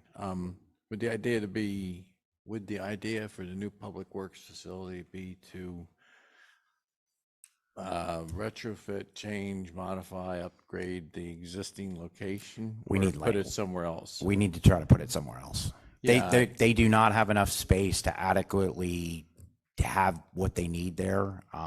Yeah, I So- was hoping you were going to say that. Yeah, because that's the problem. that's been the discussion we've had, that they need space where they can, their our salt bin's too small.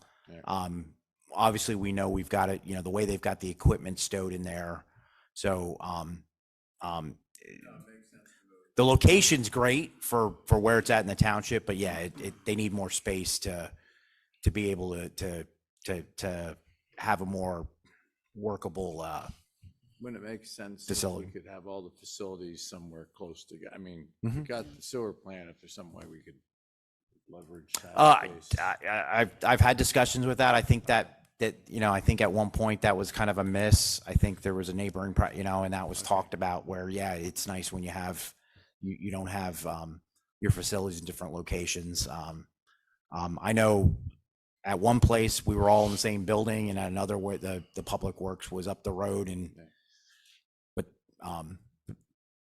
Yeah, okay. Well, we'll let you guys work that out. So I'm just gonna ask a more basic question. So it's 10:30. I I'm mean, dying, we don't have to approve this. We're just discussing it. So this is not really what we need to do for the budget. I mean, this is important, but for tonight, we don't have to approve this, or even at our next meeting.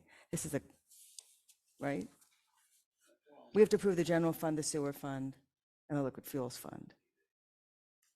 Well, the capital plan is an extension of the general fund. While it's not something that we need to do by law to approve, but it is something. That's my question. Yeah. Is there as much urgency on this as the other pieces? Well, the urgency would be the way it's impacting currently the general fund. So that's kind of so like it's showing up as a larger expense. So right now with what I moved the one item down, so now we're down to 375,000. So it moves the needle a bit. Also keep in mind, we recognize that we've got reserves as the township's done before, we've got reserves to, even if we did nothing, to cover what's being proposed. But generally the capital improvement plan, it goes hand in hand with your normal operations. So you want to try to get as close as you can. But yeah, to your point, we're not mandated to approve it as it is. And like I said, just because it's on there, and even if we schedule it for next year, it doesn't necessarily mean it's going to happen. No, I think this is really important to get in. I concur with the strategy. It makes sense that it's kind of logged and tracked, and we're putting money in this bucket. And since there's flexibility with this, for the most part, I think ultimately, if to exercise our due diligence, we probably, this should be incorporated as part of the budget and overall approved. I don't know, Terry, Chuck, you got any thoughts? I think it makes sense. I wouldn't wait on it. You mean the contribution to the capital improvement? Yeah. I think that has to be, I think it makes sense to put that in the budget because it's something that we hadn't, it allows for those funds to be socked away, and we don't have to like all of a sudden fund a 350 F3-150. What it ends up looking like is kind of like the way we do the liquid fuels fund. Because those are obviously, or generally the liquid fuels, you've got big purchases or big projects coming out of that. So, the general fund is first, and then you have like the capital and liquid fuels, because these are funds that are supporting the general fund. And then, if we're able to stick to the plan, then at some point you're seeing the general fund get relieved from the year-to-year burden. But it's like I said, we have this catch-up period. No, you're doing what good households and businesses are supposed to do. I'd love to do this. Plan out for your expenses, not just go into debt when you need to pay for it. But it's sobering when you get it on paper. Trust me, when I saw the number, I was, I mean. Okay, are there any more discussion on this? But I mean, on top of that, I think Terry had mentioned, about removing the front door assembly. Yep, I moved that out. But I mean, I'm assuming everybody, he said it, but I mean, I'm assuming everybody else is okay with that, right? Yeah. Well, you talked about, because you also mentioned, the idea. Well, like we said, if the door falls down, the floor, that's sometimes where, we're trying to we should be realistic. That's why I'm like with some of the equipment, and we're seeing that with the repairs. The axle that we approved tonight, I mean, those are pretty significant repairs, and a big part of that is because of the age of the equipment. So that's kind of what you end up bumping into. All right, so the two things I made notes of is the front door assembly and the redundancy in camera system. So I did take the camera set. I did take. Anything else, Terry? No. All right. So will we get an updated version of this Oh, for sure. before the next meeting? Oh, for sure. Well before the next meeting? Yes. The hard part's done. The hard part was getting it to here. Well, thank you for printing it on larger paper. Well, I appreciate it. No, having the paper, I was trying to look at this online. I know. Honestly, I was looking through Dropbox. That's not a fun experience. I didn't realize what you guys. What?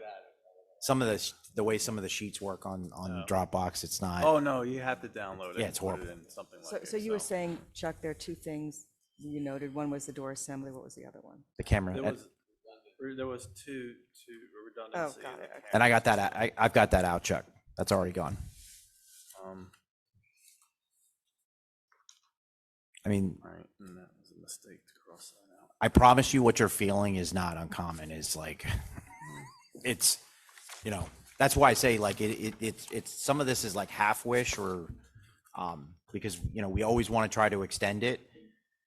That's the advantage though, moving forward, is then every year, everything's a tweak and we can access it. We can pull more legitimate quotes for stuff. So And- what's your plan going forward? I mean, we go through this, we approve a budget, but it seems like we need to keep working on this capital improvement program to sort of flesh it out. Yes. It'll be a living document. There'll be Right. changes constantly. It is. Yeah. Yeah. We're gonna revisit this like several times a year. It seems like if we wait once a year is not often enough, so. So the advantage now, because the base work's done, is, ideally we're rolling into budget come September. Like you got the board seeing those documents. We're able to have the discussions and really kind of split it up. You're not getting the full money in one night. As far as the budget, I do think with the capital, especially because it's a new concept, there's a lot in there. We're still assessing, like I can say, like with the sewer plant, we're in a good situation because a lot of things are new. I did have a meeting with Hydroterra, and so I tried to get into the sewer capital and put, because I like stuff being broken down. I don't want to just send, a lot, some authorities you'll see, they'll just put an arbitrary number for future, I like stuff, so, I'm waiting for them to give me, what we need to prepare for. So like, I think with the sewer, I put pumps controls and something for the lift stations, because that's kind of what it cost us when Delphi had to get rebuilt. But it is most definitely a living, breathing document. We're always, there's things that are going to be added. There's things sometimes we can take off. But ultimately, especially with the equipment replacement plan, that's where, when things get in sync, because that's our struggle now is, I would not want to wait till November again next year to have the discussion, because No, I hope not. So maybe at least twice a year. Maybe a mid-year review, like maybe May, June or something. All right, so. that'd be a nice work session. I mean, honestly. It requires some thought. Uh-huh.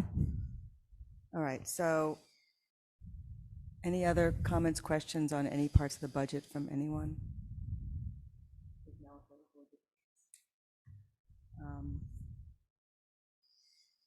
I think we're all going to have to digest this. We've got a little time to digest it. We'll get a few updates and we can give you some comments if we have them. Yeah, we For can, now I mean, and I next can, meeting. I can get some consensus. Obviously, Okay. we're hopeful that what gets presented at the work session that the No. board is satisfied with. Very hopeful.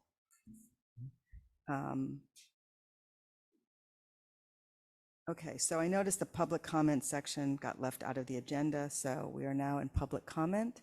They don't have a public comment? You still here? Thank you, Bob.